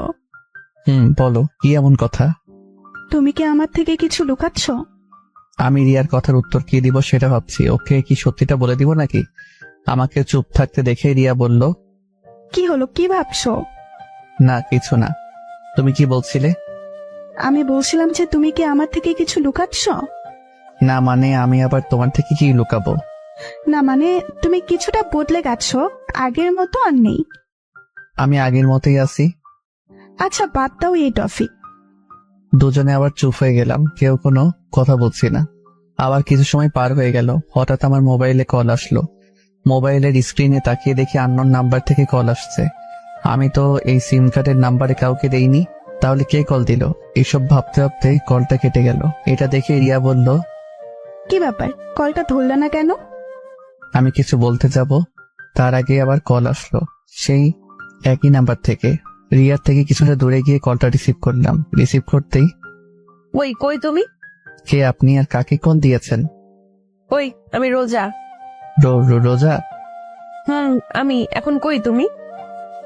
আমি তো এখন ভার্সিটিতে আছি। সত্যি তো? ঠিক আছে, বাই। রোজা কলটা কেটে দিল। রোজার গলার আওয়াজ শুনে মনে হলো ও কান্না করছে। হঠাৎ রিয়া আমার পাশে এসে দাঁড়ালো। কি ব্যাপার, কে কল করেছিল? আব্বু। কি বললো? আরে তেমন কিছু না, এমনি কল দিয়েছিল। তুমি আমার থেকে কিছু লুকাচ্ছ না তো? আরে বাবা, আমি আবার কি লুকাবো। আচ্ছা এখন কি খাবে বলো? চলো ফুচকা খাবো। ঠিক আছে চলো। তারপর রিয়া আর আমি ফুচকার দোকানে ঢুকলাম। রিয়া ফুচকা খাচ্ছে আর মাঝে মাঝে আমার মুখে একটা ফুচকা তুলে দিচ্ছে। ওর সাথে সময় কাটাতে আমার অনেক ভালো লাগে, কিন্তু আজকে কেন যেন ভালো লাগছে না। মনে শুধু রোজার কথাই মনে পড়ছে। হঠাৎ মনে পড়লো এতক্ষণে তো ভার্সিটির সময় শেষ। হঠাৎ আমার মোবাইলে আবার কার যেন কল আসলো। পকেট থেকে মোবাইলটা বের করে স্ক্রিনে তাকিয়ে দেখি রোজা আবার কল করেছে। কিছু না ভেবে কলটা কেটে দিলাম। কলটা কেটে দিয়ে রিয়াকে বললাম, রিয়া আমার এখন যেতে হবে, একটা জরুরি কাজ আছে। না, আজকে আমরা সারাদিন ঘুরবো, তোমাকে আজকে সারাদিন আমার সাথে থাকতে হবে। রিয়া প্লিজ বোঝার চেষ্টা করো, আমার এখন যেতে হবে। রিয়া হালকা কেঁপে উঠলো, কারণ আমি কখনো ওর সাথে এভাবে কথা বলিনি। আচ্ছা ঠিক আছে, যাও। আর সরি। আমি বুঝতে পারলাম ওর সাথে এমন ভাবে কথা বলা ঠিক হয়নি। আমি রিয়াকে বুকের সাথে জড়িয়ে ধরে বললাম, সরি প্লিজ, কষ্ট পেও না, একটু রাগ উঠে গিয়েছিল। প্লিজ সোনা, কথা বলো প্লিজ। তুমি বদলে গিয়েছ, তুমি আর আগের মতো নেই। বলেই রিয়া সেখান থেকে চলে গেল। আমি বিল পেমেন্ট করে দোকান থেকে বের হয়ে আসলাম। রাস্তায় এসে দাঁড়িয়ে আছি, নিজের উপর প্রচুর রাগ হচ্ছে, কিন্তু কারণ খুঁজে পাচ্ছি না। হঠাৎ আবার মোবাইলে রোজার কল আসলো। আমি কল রিসিভ করেই বললাম, আচ্ছা কি সমস্যা আপনার বলেন তো। মানে? এত কল করছেন কেন? না মানে অনেক সময় হয়ে গেছে ভার্সিটি থেকে আসছো না, তাই ফোন করছি। আমি কি এখন আপনার কথায় চলবো নাকি? আমার যখন বাসায় আসতে মন চাইবে আমি তখন আসবো। আর শোনেন, আমাকে কল দিয়ে বেশি বিরক্ত করবেন না বলেই কল কেটে দিলাম। অনেক রাগ হচ্ছে রোজার উপর। কেন যে আব্বু এই মেয়েটার সাথে আমাকে বিয়ে দিল, কয়েকদিনের মধ্যেই আমার আরামের জীবনটাকে তছনছ করে দিল। যত তাড়াতাড়ি সম্ভব এই মেয়েকে আমার জীবন থেকে সরাতেই হবে। মোবাইলটা অফ করে দিলাম, আনমনে রাস্তায় হাঁটতে লাগলাম। এভাবে রাত 11টা বেজে গেল। এখন আর রাগ নেই, এখন শুধু ভয় করতেছে বাসায় গেলে আব্বুকে কিভাবে ম্যানেজ করব। ভয়ে ভয়ে বাসার দিকে পা বাড়াতে লাগলাম। কিছু সময়ের মধ্যে বাসায় পৌঁছালাম। ডুপ্লিকেট চাবি দিয়ে বাসার দরজা খুলে টিপে টিপে হেঁটে হলরুমে সিঁড়িতে উঠতে যাব। হঠাৎ ডাইনিং টেবিলের দিকে চোখ যেতে দেখলাম রোজা চেয়ারে বসে টেবিলের উপরে মাথা রেখে শুয়ে আছে। ওকে দেখে মনে হচ্ছে ও অনেক সময় ধরে এখানে বসেছিল। ওর জন্য একটু খারাপ লাগলো। আস্তে আস্তে রোজার দিকে এগিয়ে গেলাম। রোজার পাশে টেবিলে বসে টেবিলে নক করলাম। 4 থেকে 5 বার টেবিলে আওয়াজ করার পর রোজার ঘুম ভাঙলো। হলরুমের লাইট জ্বালানোই ছিল। রোজার মুখ তুলতেই আমার কলেজা ক্ষেপে উঠল, কারণ রোজার চোখের নিচে কালি পড়ে গিয়েছে। 2 চোখ একেবারে ফুলে গেছে, নাক ও গাল একেবারে লাল হয়ে আছে। যে মেয়েকে আমি সকালে ভালো দেখেছিলাম সে মেয়ের অবস্থা দেখে আমার পায়ের নিচের থেকে মাটি সরে গেল। আমি এক দৃষ্টিতে রোজার দিকে তাকিয়ে আছি। হঠাৎ রোজা বলল, ও তুমি আসছো, বসো তোমাকে খাবার দিচ্ছি। বলেই একটা প্লেটে খাবার বাড়তে শুরু করলো। আমি রোজাকে দেখে অবাক না হয়ে পারছি না, কারণ যেই মেয়ে আমাকে কথায় কথায় থ্রেট দিত, একটু ভুল করলে আমার অবস্থা টাইট করে দিত, আর আজ আমি সারাদিন বাইরে ছিলাম, ওর কলও রিসিভ করিনি। কোথায় ও আমার উপর রেগে থাকবে, কিন্তু তা না করে ও একেবারে শান্ত হয়ে আছে। আমার একটু ভয় হতে লাগলো, কারণ রোজার এই রূপ আমার মোটেও সুবিধার মনে হচ্ছে না। আর ওর চেহারার অবস্থা এমন কেন? হঠাৎ রোজা বলল, কি হলো, কি দেখছো, খাবার খাচ্ছ না কেন? আমি কিছু না বলে চুপচাপ খাবার খেতে লাগলাম। কি বলবো ওকে সেটাই ভেবে পাচ্ছি না, কারণ আজকে সকালে ওর সাথে যেভাবে কথা বলেছিলাম তা ভেবে বুঝতে পারছি কি থেকে কি শুরু করব। হঠাৎ আমি নিজের দিকে তাকিয়ে বলতে লাগলাম, সরি, আসলে আজকে তুমি যখন কল দিয়েছিলে তখন আমার মুড একটু খারাপ ছিল, আর সেই সময় তুমি কল দিয়েছিলে তাই তোমাকে একটু বেশি বলে দিয়েছিলাম, প্লিজ আমাকে মাফ করে দাও। আমি কথাগুলো বলতে বলতে রোজার দিকে তাকাতেই দেখি ও আবার টেবিলের উপর মাথা রেখে ঘুমিয়ে পড়েছে। আমি টেবিল থেকে উঠে হাত ধুয়ে আসলাম, রোজার সামনে এসে দাঁড়িয়ে রইলাম। এই মেয়েটা এমন অদ্ভুত কেন, যে কোনো জায়গায় ঘুমিয়ে পড়ে, এখন আবার ওকে কোলে করে রুমে নিয়ে যেতে হবে। মুচকি এসে যেই রোজার শরীরে যেই হাত রাখলাম যা তেমন আমি 2 কদম পিছে চলে গেলাম, কারণ রোজার শরীর জ্বরে পড়ে যাচ্ছে। আমি অনেক ঘাবড়ে গেলাম, এখন কি করব কিছুই মাথায় আসছে না। আমি তাড়াতাড়ি করে রোজার কাছে গিয়ে কোলে তুলে নিলাম। রোজাকে কোলে নিয়ে রুমে চলে আসলাম। এসেই রোজাকে বিছানায় শুয়ে দিয়ে দৌড় দিয়ে ওয়াশরুমে চলে গেলাম। একটা বালতির মধ্যে পানি এনে কাপড় দিয়ে রোজার মাথায় পানি পড়তে দিতে লাগলাম। হঠাৎ খেয়াল করলাম রোজা কাঁপছে। বিছানার সাইড থেকে কম্বলটা নিয়ে রোজা গায়ে জড়িয়ে দিলাম। রোজা কম্বলটাকে আষ্টে পৃষ্ঠে জড়িয়ে ধরলো, আর আমি ওর মাথার পাশে বসে পানি পড়তে দিতে থাকলাম। আর ভাবতে লাগলাম, রোজার আজকে যে অবস্থা তার জন্য একমাত্র দায়ী আমি। আমার জন্যই হয়তো এমন হয়েছে। আজকে ওকে শুধু শুধু এতগুলো কথা শুনিয়েছিলাম। সারাটা দিন মেয়েটা কতবার কল করেছিল, কিন্তু একটাবারও ওর কল রিসিভ করিনি। কত যেন কষ্ট পেয়েছে, আর গাধার মতো এসে আমি ওকে রেখে খেতে বসে গেলাম। একটাবারও জিজ্ঞেস করলাম না যে তুমি খেয়েছো কিনা। নিজের উপর অনেক রাগ হতে লাগলো। হঠাৎ এমন মনে হলো আমার গাল বেয়ে পানি গড়িয়ে পড়ছে। এক হাত দিয়ে চেহারায় হাত দিয়ে দেখে আমার চোখে পানি। আমার চোখের পানিটা মায়ার নাকি কষ্টের সেটা অজানা। আমি শেষবার কবে কেটেছিলাম সেটা আমার মনে নেই। কেন যে মেয়েটাকে এত কষ্ট দিতে গেলাম। রোজার চেহারার দিকে তাকালেই কেন জানি আমার অনেক কষ্ট হচ্ছে। এইভাবে সারা রাত রোজার মাথায় পানি ঢালতে ঢালতে সকাল হয়ে গেল। সকাল 6টা। এখন রোজার শরীরের জ্বর কিছুটা কমে এসেছে। হঠাৎ আমি রোজার জামার দিকে খেয়াল করে দেখলাম পানি ঢালতে ঢালতে ওর জামা বেশ খানিকটা ভিজে গিয়েছে। এখন হইল আরেক সমস্যা, রোজার জামা চেঞ্জ করা যায় কিভাবে। কিছু সময় ভেবে আমি রুম থেকে বের হয়ে নেহার রুমের সামনে আসলাম। নেহার রুমের সামনে এসে বেশ খানিকটা সময় ধরে নেহাকে ডাকার পরে নেহা দরজা খুলতেই বলল, কি হয়েছে? সমস্যা কি? আপনি এত সকালে আমাকে ডাকছেন কেন? নেহা আমার সাথে এতটুকু বলেই চুপ হয়ে গেলাম, কারণ আমার বোন আমাকে আপনি করে বলছে। কি হলো বোন, তুই আমাকে আপনি করে বলছিস কেন? নেহা এক ঝটকায় হাতটা সরিয়ে নিয়ে আমার থেকে 2 কদম পিছে গিয়ে বলতে লাগলো, আমার ইচ্ছা আমি কাকে কি বলে ডাকবো। আর আপনি আমার ভাই না, আমি আপনার কোনো বোন না। আমি অবাকের উপর অবাক হচ্ছি, কারণ কি এমন হয়েছে যার কারণে নেহা আমার সাথে এমন ব্যবহার করছে? কেন জানি ওর কথাগুলোয় আমার ভিতরে কেমন যেন ব্যথা অনুভব হতে লাগলো। হঠাৎ নেহা আমার মুখের সামনে চুটকি বাজিয়ে বলল, কি হলো? আপনি কেন এসেছেন এখানে? রোজার। কি হয়েছে ভাবি? কি বলেন? কি হয়েছে ভাবি? আমি কিছু বলার আগে নেহা আমাকে পাশ কাটিয়ে আমার রুমের দিকে দৌড় দিল। আমি দাঁড়িয়ে না থেকে নেহার পিছনে পিছনে গেলাম। নেহার রুমের ভিতর ঢুকে রোজার অবস্থা দেখে আমার দিকে রাগী দৃষ্টিতে তাকালো। ও এমন ভাবে আমার দিকে তাকালো যে আমি কোনো জেলের আসামি। নেহা আমার সামনে এসে বলল, কি করেছেন আপনি ভাবির সাথে? রাতে আমি আর রোজা খাবার টেবিলে বসেছিলাম। আমি খাবার খাচ্ছি, হঠাৎ দেখি রোজা কিছুটা কাঁপছে, কিন্তু আমি ভেবেছিলাম হয়তো এমনই।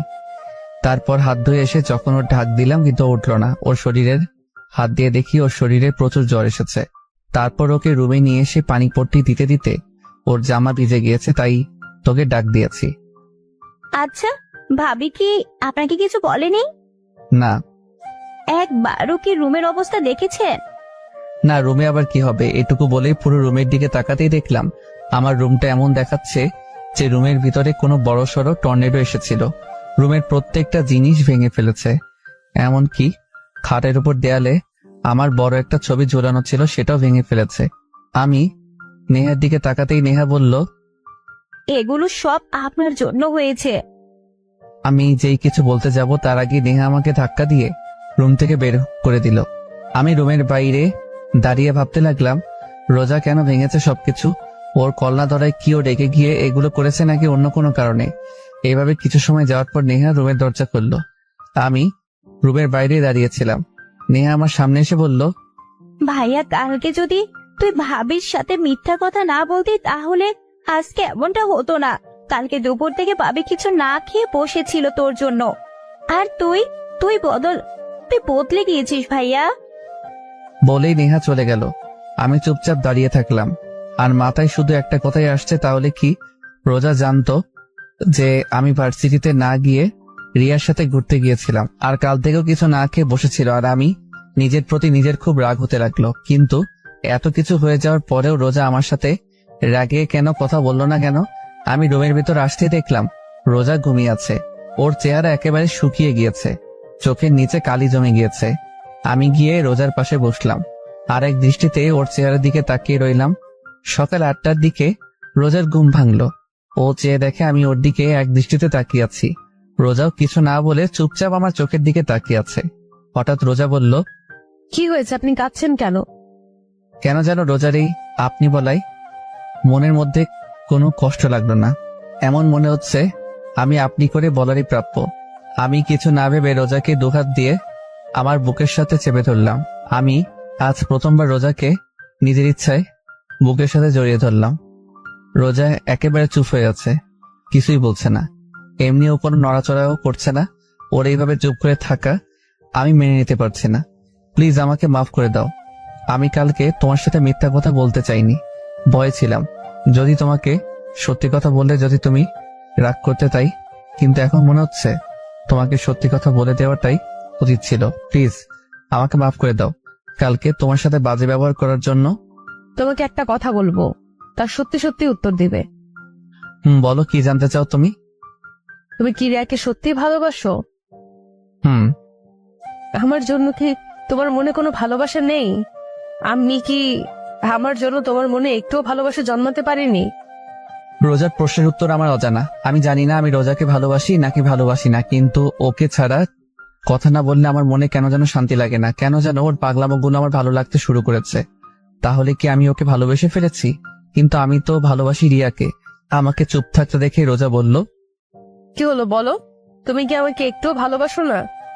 জানি না। জানো, আমি কখনো কোনো দিন কোনো রিলেশনে জড়াইনি।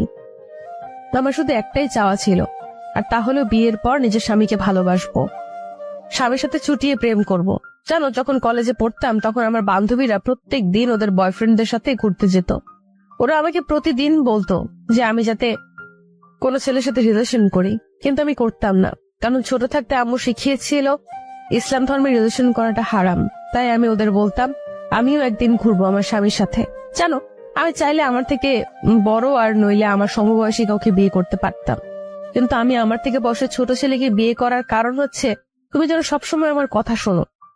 আমি তোমাকে সবসময় শাসনের উপর রাখি, কারণ তুমি যেন আমার ভয়ে কোনো মেয়ের দিকে না তাকাও, কারণ আমি চাইতাম না যে আমার স্বামী আমাকে রেখে অন্য কোনো মেয়েকে ভালোবাসুক। কিন্তু আমি ভুল ছিলাম, আমার সব কিছু ভুল ছিল।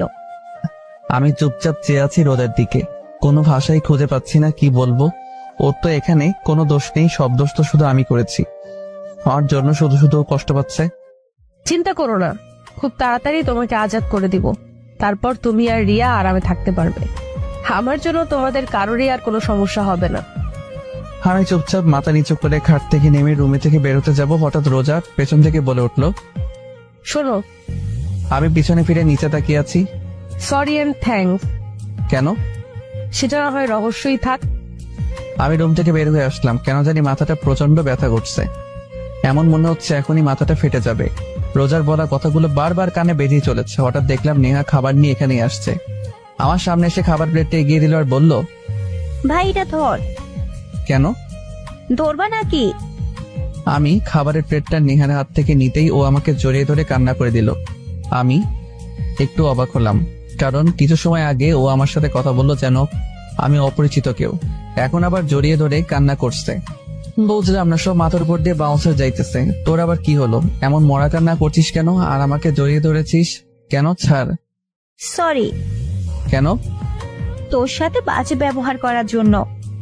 আমি বুঝলাম তুই আমার সাথে এমন আচরণ করার কারণ কি, বুঝিয়ে বলতে একটু। আসলে কালকে ভাবি যথাসময় ডিউটিতে চলে গেল, কিছু সময় পর ভাবি আবার বাসায় আসলো, কিন্তু তখন তার চেহারার রাগে একেবারে লাল হয়ে গিয়েছিল। এমন মনে হচ্ছিল কারোর উপর রেগে আছে। তারপর কাকে যেন মোবাইলে কল করলো, কিন্তু প্রথমবার কল রিসিভ করতে ভাবি রেগে গেল। তারপর আবার কল করলো, কয়েকবার রিং হওয়ার পর সেই ব্যক্তি কল রিসিভ করতে ভাবি রেগে কথা বলল। কিছু সময় পর বুঝতে পারলাম ভাবি তোকে কল করেছে। কিছু সময় পর ভাবি আবার তোকে কল করলো, কিন্তু হঠাৎ কি যেন ভাবি কান্না করতে করতে রুমে চলে গিয়ে ভেতর থেকে দরজা বন্ধ করে দিল। ভাবিকে অনেক ডাক দিলাম, কিন্তু ভাবি দরজা খুললো না। এইটুকু বলেই জোরে জোরে শ্বাস নিতে লাগলো। আবার যেই বলতে যাবে নেহা আমার দিকে তাকিয়ে। আমি রোজার ব্যাপারটা নিয়ে এত বেশি অবাক হইনি, যত বেশি অবাক হয়েছি নেহার কথা বলা দেখে। দু চোখ ড্যাব ড্যাব করে নেহার দিকে তাকিয়ে আছি। নেহা আমাকে এইভাবে ওর দিকে তাকিয়ে থাকতে দেখে ভ্রু কুচকিয়ে আমার দিকে তাকিয়ে বলল, ওই তুই এভাবে কি দেখছিস? বোন তুই ঠিক আছিস তো? কেন, আবার কি হবে? না মানে আমার মনে হচ্ছে তোর জিনের আচর লাগছে, কারণ তুই এত কথা বলা কোথা থেকে শিখেছিস? সব সময় তোর ফাজলামি না করলে ভালো লাগে না। নেহার কথা শুনে জোরে জোরে হাসতে লাগলাম। আমার হাসি দেখে নেহা হেসে উঠল। ভাইয়া এখন আর বেশি কথা না বলে ভাবির কাছে যা। ঠিক আছে। আর আব্বু আম্মু কি রোজার শরীর ভালো না তা জানে? আব্বু আম্মু তো বাসায় নেই। কেন, কোথায় গিয়েছে? গতকাল সকালে নানিদের বাসায় গিয়েছে, আর আজকে শুক্রবার তাই কালকে চলে আসবে। ও ঠিক আছে, তুই নাস্তা করে নিস। ঠিক আছে বলেই চলে গেল। আমি আবার ঘুরে রুমের দিকে আসতে লাগলাম। রুমের সামনে এসে দেখলাম রোজা যা যা ভেঙেছিল তা পরিষ্কার করছে। আমি প্লেটটা খাটে রেখে রোজার পিছনে গিয়ে বললাম, কি করছো তুমি? হঠাৎ আমার কথা শুনে রোজা কিছুটা কেঁপে উঠল। রোজা পিছনে তাকিয়ে বলল, কালকে তো এইগুলো আমি ভেঙেছিলাম, তাই পরিষ্কার করছি। তুমি কি আমার সাথে ফাইজলামি করছো? কেন, আমি আবার কি করলাম? কেন তুমি জানো না তোমার শরীর খারাপ? হ্যাঁ, তারপর কেন এগুলো করছো? রোজা মুখের কোণে একটা হাসির রেখা ফুটে উঠল। তাহলে এগুলো করবে কে? সেটা তোমার জানার প্রয়োজন নেই, তাই খাবার খেয়ে নাও। রোজা উঠে চুপচাপ গিয়ে খাটে বসে থাকলো, খাবার না খেয়ে আমার চেহারা দিকে তাকিয়ে আছে। আমি রোজার সামনে গিয়ে বললাম, কি হলো, খাবার খাচ্ছ না কেন? খাবার খেতে মন চাচ্ছে না। সেটা না হয় বুঝলাম, কিন্তু আপনার কেন খেতে মন চাচ্ছে না? জানি না।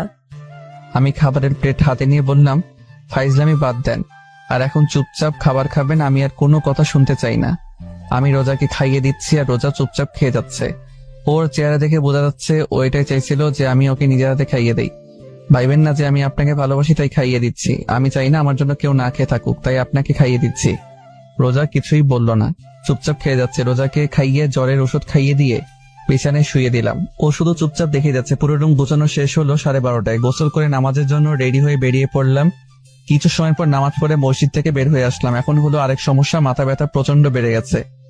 সারা রাত জেগেছিলাম, আবার সকালে নাস্তাও করিনি, পুরো শরীর ক্লান্ত লাগছে। কোনো রকমে বাসায় আসলাম, কারোর সাথে কোনো কথা না বলে চুপচাপ রুমে এসে শুয়ে পড়লাম। এক ঘুমে বিকাল 5টায় রোজার ডাকে ঘুম ভাঙলো। কি হলো, আর কত ঘুমাবে? ওঠো। আমি উঠে ওয়াশরুমে চলে গেলাম। ফ্রেশ হয়ে এসে আবার বিছানার উপর শুয়ে পড়লাম। কিছুক্ষণ পর রোজা আবার রুমে আসলো খাবার নিয়ে। আমাকে আবার ঘুমিয়ে থাকতে দেখে আবার আমার কাছে এসে বলল, এই কি হলো, আবার ঘুমিয়ে পড়লা কেন? আমি উঠে বসলাম। প্লিজ দেখো, আমার ভালো লাগছে না, মাথা ব্যথা করছে, আমি এখন ঘুমাবো। ঠিক আছে, খাবার খেয়ে ঘুমিয়ে পড়ো। আমার এখন খাবার খাওয়ার মুড নেই, আমি এখন ঘুমাবো। যেই শুতে যাব। ওই তোকে আমি শুতে বলছি। রোজার চিৎকার শুনে আমার ঘুমানোর স্বাদ মিটে গেছে। আমি বসে আছি আর রোজা আমাকে খাইয়ে দিচ্ছে। রোজাকে দেখে এমন মনে হচ্ছে ওর আর আমার মাঝে কিছু হয়নি। ও যেহেতু পারছে স্বাভাবিক থাকার চেষ্টা করছে। কিছু সময় পর এখন ঘুমাতে পারবো। ঘুমাও। তবে একটা কথা ছিল। কি? রিয়া কল করেছিল। কি? ভয় পেও না, আমি রিয়াকে আমাদের ব্যাপারে কিছুই বলিনি। রোজার চোখের জল স্পষ্ট বোঝা যাচ্ছে।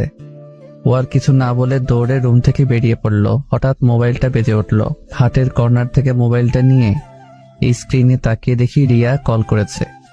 কেন জানি রিয়ার কলটা ধরতে মন চাচ্ছে না। মোবাইলটা অফ করে দিলাম। বাল কনফিউজড হয়ে গেছে, আসলে আমি ভালোবাসি কাকে। ঘুম আর আসলো না। খাট থেকে নেমে বেলকনিতে গিয়ে বসে থাকলাম। রাতে খাবার খেয়ে রুমে বসেছিলাম, তখন রোজা আসলো। কোনো কথা না বলে লাইট অফ করে খাটে এসে আমার বুকের উপর মাথা দিয়ে শুয়ে থাকলো। রোজার এমন কাজে আমি বেশ অবাকই হচ্ছি। হঠাৎ রোজা বলল, একটা প্রশ্ন করি। আমি যখন না থাকবো তখন কি তুমি আমাকে মিস করবা? আমি কিছু বললাম না, চুপচাপ চোখ বন্ধ করে শুয়ে থাকলাম। ঘুমিয়ে পড়েছো? নিশ্চুপ। রোজা শুধু ফুপিয়ে ফুপিয়ে কাঁদতে লাগলো। এক সময় ও কান্না করতে করতে ঘুমিয়ে পড়ল। আমি রোজাকে আমার বুকের সাথে খুব শক্ত করে জড়িয়ে ধরলাম। কেন জানি এই মেয়ের চোখের পানি আমার সহ্য হয় না। আমি রোজাকে আমার বুকের সাথে খুব শক্ত করে জড়িয়ে ধরে বলতে লাগলাম, জানো রোজা, আমি রিয়ার সাথে 3 বছর ধরে রিলেশনে আছি, কিন্তু আমার কখনো মনে হয়নি যে রিয়া আমাকে আসলেই ভালোবাসে। সবসময় এমনই মনে হতো আমাকে ব্যবহার করছে, কিন্তু এখন কেন জানি রিয়ার কথা আর মনে হয় না। মনটা চাই শুধু তোমার কাছে থাকি সব সময়। তুমি যখন আশেপাশে না থাকো তখন কেমন যেন নিঃস্ব লাগে। এখন কেন যেন তোমার রাগ, অভিমান, থ্রেট সবকিছু ভালো লাগে। আমি তোমাকে ভালোবাসি রোজা, অনেক অনেক ভালোবাসি। কথাটা বলতে আমার হার্টবিট কয়েক গুণ গতিতে লাফাতে শুরু করলো। রোজা চুপচাপ আমার বুকের উপর শুয়ে আছে। জানি না ও আমার কথাগুলো শুনেছে নাকি। আমি রোজার কপালে একটা চুমু এঁকে দিলাম। কিছু সময়ের মধ্যে রোজাকে বুকের সাথে জড়িয়ে ধরে ঘুমিয়ে পড়লাম। সকালে সবাই একসাথে নাস্তা করছি। আব্বু আম্মু খুব সকালেই বাসায় এসে পড়েছে। হঠাৎ রোজা আব্বুকে উদ্দেশ্য করে বলল, আব্বু। মা বলে। আব্বু, আমি কিছুদিনের জন্য বাসায় যেতে চাই। রোজা কথাটা বলতে আব্বু আম্মু নেহা আমার দিকে তাকিয়ে আছে। সবার চাওয়ার ধরন দেখে আমার গলা দিয়ে আর খাবার নামলো না। পানি খেয়ে সবাইকে উদ্দেশ্য করে বললাম, তোমরা সবাই আমার দিকে এইভাবে তাকিয়ে আছো কেন? আজকে কি আমাকে একটু বেশি সুন্দর দেখাচ্ছে? কেন মা, এই গাধাটাই কি কিছু বলেছে? কিছু বললে আমাকে বলো, দেখো ওকে কি করি। আমি আহত দৃষ্টিতে আব্বুর দিকে তাকিয়ে আছি। আসলে কি ওনারা আমার বাবা মা, নাকি আমাকে রাস্তা থেকে কুড়িয়ে এনেছে? না, উনি কিছু বলেনি। আসলে আব্বু আম্মুকে অনেকদিন ধরে দেখতে মন চাচ্ছে, তাই ভাবলাম। কয়েকদিনের জন্য দেখে আসি। ঠিক আছে যাও, আর এই গাধাটাকেও সাথে করে নিয়ে যাও। না, উনি বললো যাবে না, ওনার কি যেন কাজ আছে। আমি একটু অবাক হলাম রোজার কথায়। বেকার ছেলের আবার কাজও আছে, সারাদিন খায় আর ঘুরে বেড়ায়, এখন বলছে তার নাকি কাজও আছে। আমার দিকে তাকিয়ে বলল, এখন আর নিতে পারতেছি না, আব্বুর কথা শুনে মন চাচ্ছে কেঁদে দেই। আমি কিছু না বলে ওখান থেকে উঠে রুমে চলে আসলাম। রুমে এসে একটা কথাই ভাবতে লাগলাম, রোজা আব্বু আম্মুর কাছে মিথ্যা কথা বলল কেন। কিছু সময় পর রোজা রুমে আসলো, আমার দিকে না তাকিয়ে ওর জামা প্যাক করতে লাগলো। ওরে অবহেলা আমার সহ্য হচ্ছে না। আমি খাট থেকে নেমে রোজার পিছনে গিয়ে দাঁড়ালাম। রোজা, বাসায় কেন যাচ্ছ? বললাম তো আব্বু আম্মুর কথা খুব মনে পড়ছে, তাই দেখা করতে চাচ্ছি। কয়দিন থাকবা? জানি না। বলেই ঘুরে আবারও ওর কাজ করতে লাগলো। আমি তোমার সাথে আসি। রোজা আমার দিকে তাকিয়ে একটু রাগী লোক নিয়ে বলল, না, কেন? তুমি যদি আমার সাথে আসো তাহলে রিয়া কি সময় দিবে কিভাবে, তাই তোমার আমার সাথে আসার কোনো প্রয়োজন নেই। এই মেয়ে, এত জেদি কেন বুঝলাম না। কিভাবে যে বলি ওকে ছাড়া আমি থাকবো কিভাবে? হঠাৎ রোজা বলল, রুম থেকে বের হও। কেন? আমি জামা চেঞ্জ করব। ও মাথা নত করে রুম থেকে বের হয়ে আসলাম। কিছু সময়ের মধ্যে রোজা রেডি হয়ে নিচে এসে সবার থেকে বিদায় নিয়ে বেরিয়ে পড়ল। আব্বু ড্রাইভারকে বলে দিয়েছে রোজাকে পৌঁছে দিতে। রোজা চলে গেল, কিন্তু একবারও আমার দিকে তাকালো না। আমি রুমে এসে দরজা লাগিয়ে বেলকনিতে এসে দাঁড়িয়ে থাকলাম। রোজাকে ছাড়া কেমন যেন খালি খালি লাগছে। কোনোভাবে রাত পর্যন্ত সময় কাটালাম, কিন্তু এখন আর ভালো লাগছে না। মন চাচ্ছে রোজার সাথে কথা বলতে, কিন্তু কি বলবো তা ভেবে পাচ্ছি না। রাত 10টায় মাথায় একটা আইডিয়া আসলো। একটু ভয়ে ভয়ে রোজাকে কল দিলাম।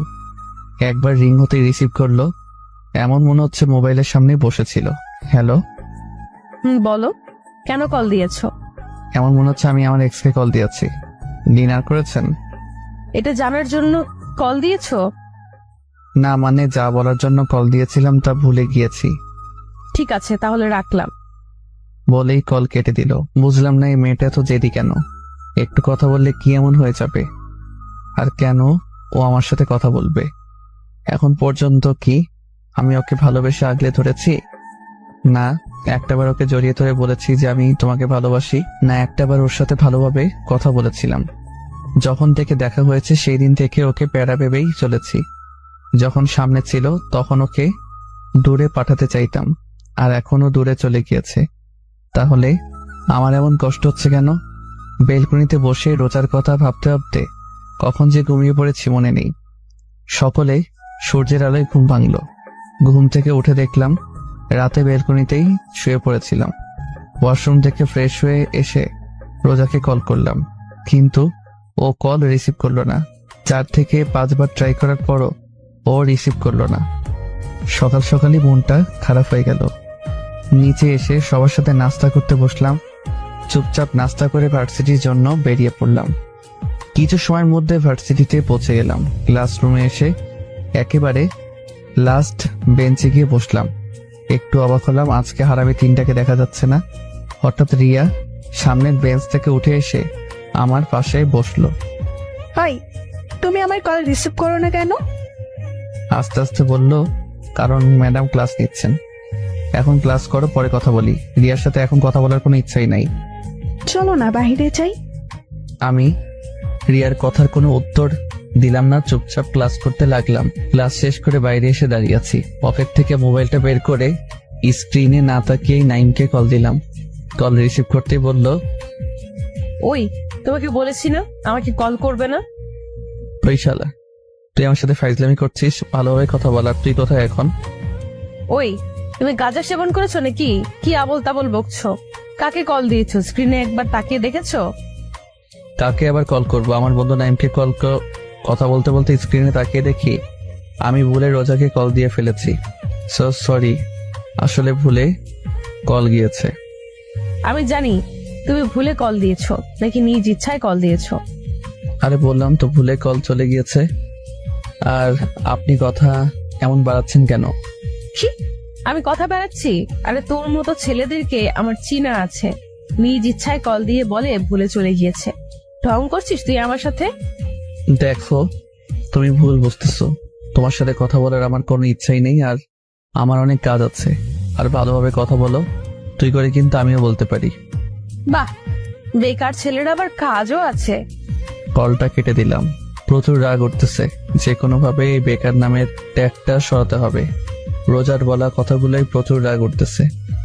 বললাম যে ভুলে কল চলে গিয়েছে, তা না শুনে তুইটাই শুরু করে দিয়েছে। রিয়া পিছন থেকে অনেকবার ডাকতেছিল, কিন্তু ওর সাথে কোনো কথা না বলে ক্যাম্পাস থেকে বের হয়ে আসলাম। এখন উদ্দেশ্য হচ্ছে চৌধুরী ইন্ডাস্ট্রিজ। কিছু সময়ের মধ্যে পৌঁছে গেলাম। কোম্পানির ভিতরে ঢুকে আব্বুর কেবিনের দিকে যাচ্ছি। হঠাৎ আব্বুর পিএ শামসুল হক, বয়স 47 হবে, সামনে এসে বলল, আরে বাবা, কেমন আছো? উনি আমার বড়, তাই স্যার ডাকতে মানা করেছি, তাই উনি আমাকে বাবা বলে ডাকেন। আঙ্কেল, আমি ভালো আছি, আপনি কেমন আছেন? আর আব্বু কি কেবিনে? আমিও ভালো আছি। আর বড় স্যার তো এখন একটা ইম্পর্টেন্ট মিটিং এ আছেন। তুমি কেবিনে বসো, আমি বড় স্যারকে বলছি। আমি ওনার সাথে আর কোনো কথা না বলে মিটিং রুমের দিকে এগোচ্ছি। রুমের দরজা খুলে ভেতরে ঢুকে দেখলাম আব্বু আসলে অনেক ইম্পর্টেন্ট একটা মিটিং করছিল, কারণ অনেক লোক ছিল রুমে। সবাই আমার দিকে তাকিয়ে আছে। আব্বু, তোমার সাথে কথা ছিল। কেবিনে গিয়ে একটু ওয়েট করো, মিটিং শেষ পর্যায়ে। আব্বু, তোমার সাথে জরুরি কথা আছে।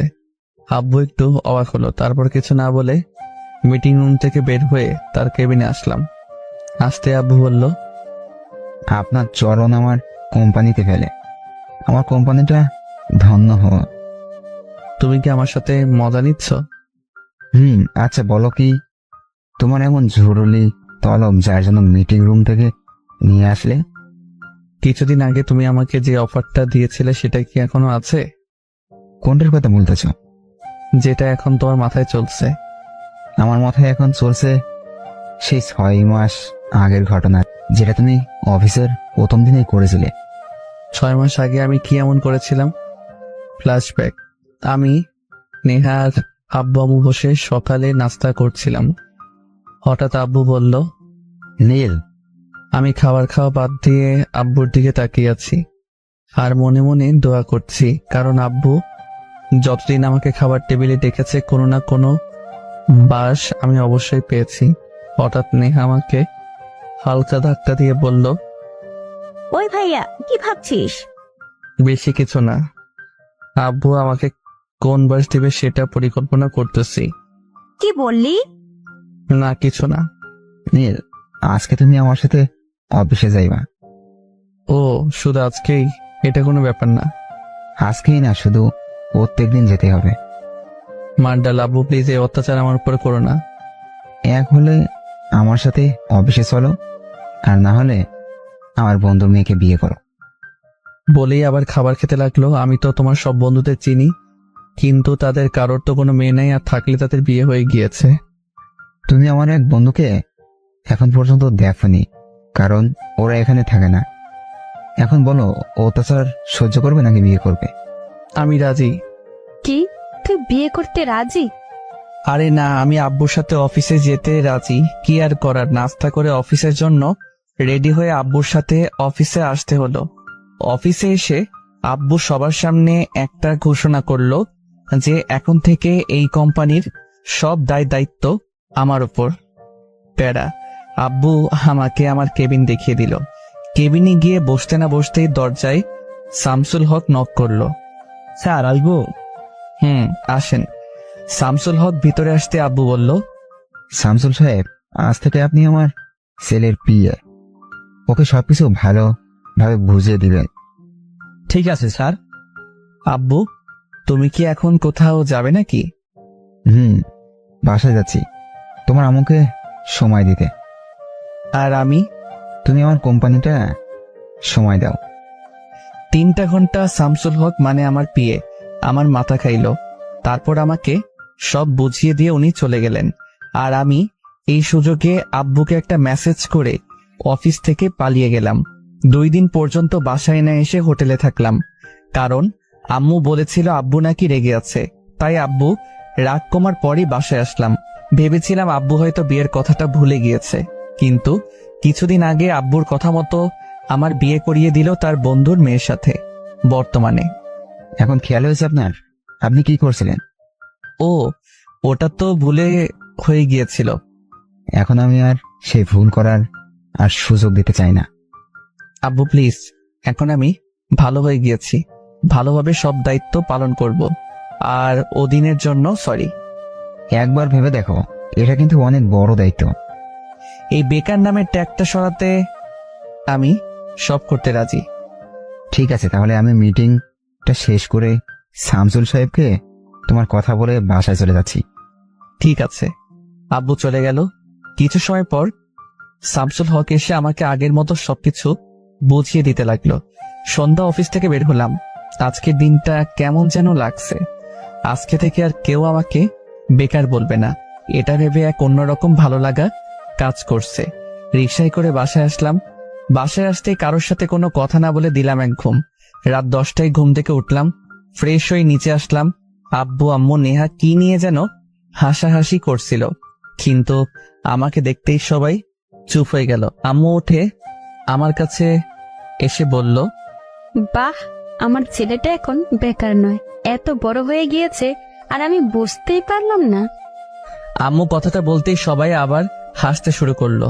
আমার সাথে কি তোমরা মজা নিচ্ছ? হুম, এভাবে এক সপ্তাহ পর আজকে আর অফিসে যেতে মন চাচ্ছে না, কারণ কাল সারা রাত রোজার কথা ভাবতে ভাবতে না ঘুমিয়ে কাটিয়ে দিয়েছি। সেই দিনের পর থেকে রোজার সাথে এখনো পর্যন্ত আমার কোনো যোগাযোগ হয়নি। প্রতিটা মুহূর্তে ওর কথা মনে হয়, কিন্তু কথা বলতে পারি না, কারণ সব দোষ আমার। কিন্তু আব্বু আম্মু রোজার ব্যাপারে কোনো কথা বলছে না, কারণ কি? বেলকনিতে দাঁড়িয়ে এগুলো ভাবছিলাম। হঠাৎ পিছন থেকে নেহা বলল, ভাইয়া নাস্তা করবি না? আম্মু ডাকছে। তুই যা, আমি আসছি। নেহার দিকে ঘুরে বললাম। নেহা আমার সামনে এসে আমাকে জড়িয়ে ধরে বলল, ভাইয়া, তুই কি কোনো ব্যাপার নিয়ে আপসেট? না, কেন, কি হয়েছে? নেহার মাথায় হাত বুলিয়ে বললাম, কিছুদিন ধরে দেখছি তুই কেমন যেন মনমরা হয়ে আছিস। তুই যদি আমার সেদিনের কথার জন্য কষ্ট পেয়ে থাকিস, তাহলে আমাকে মাফ করে দে।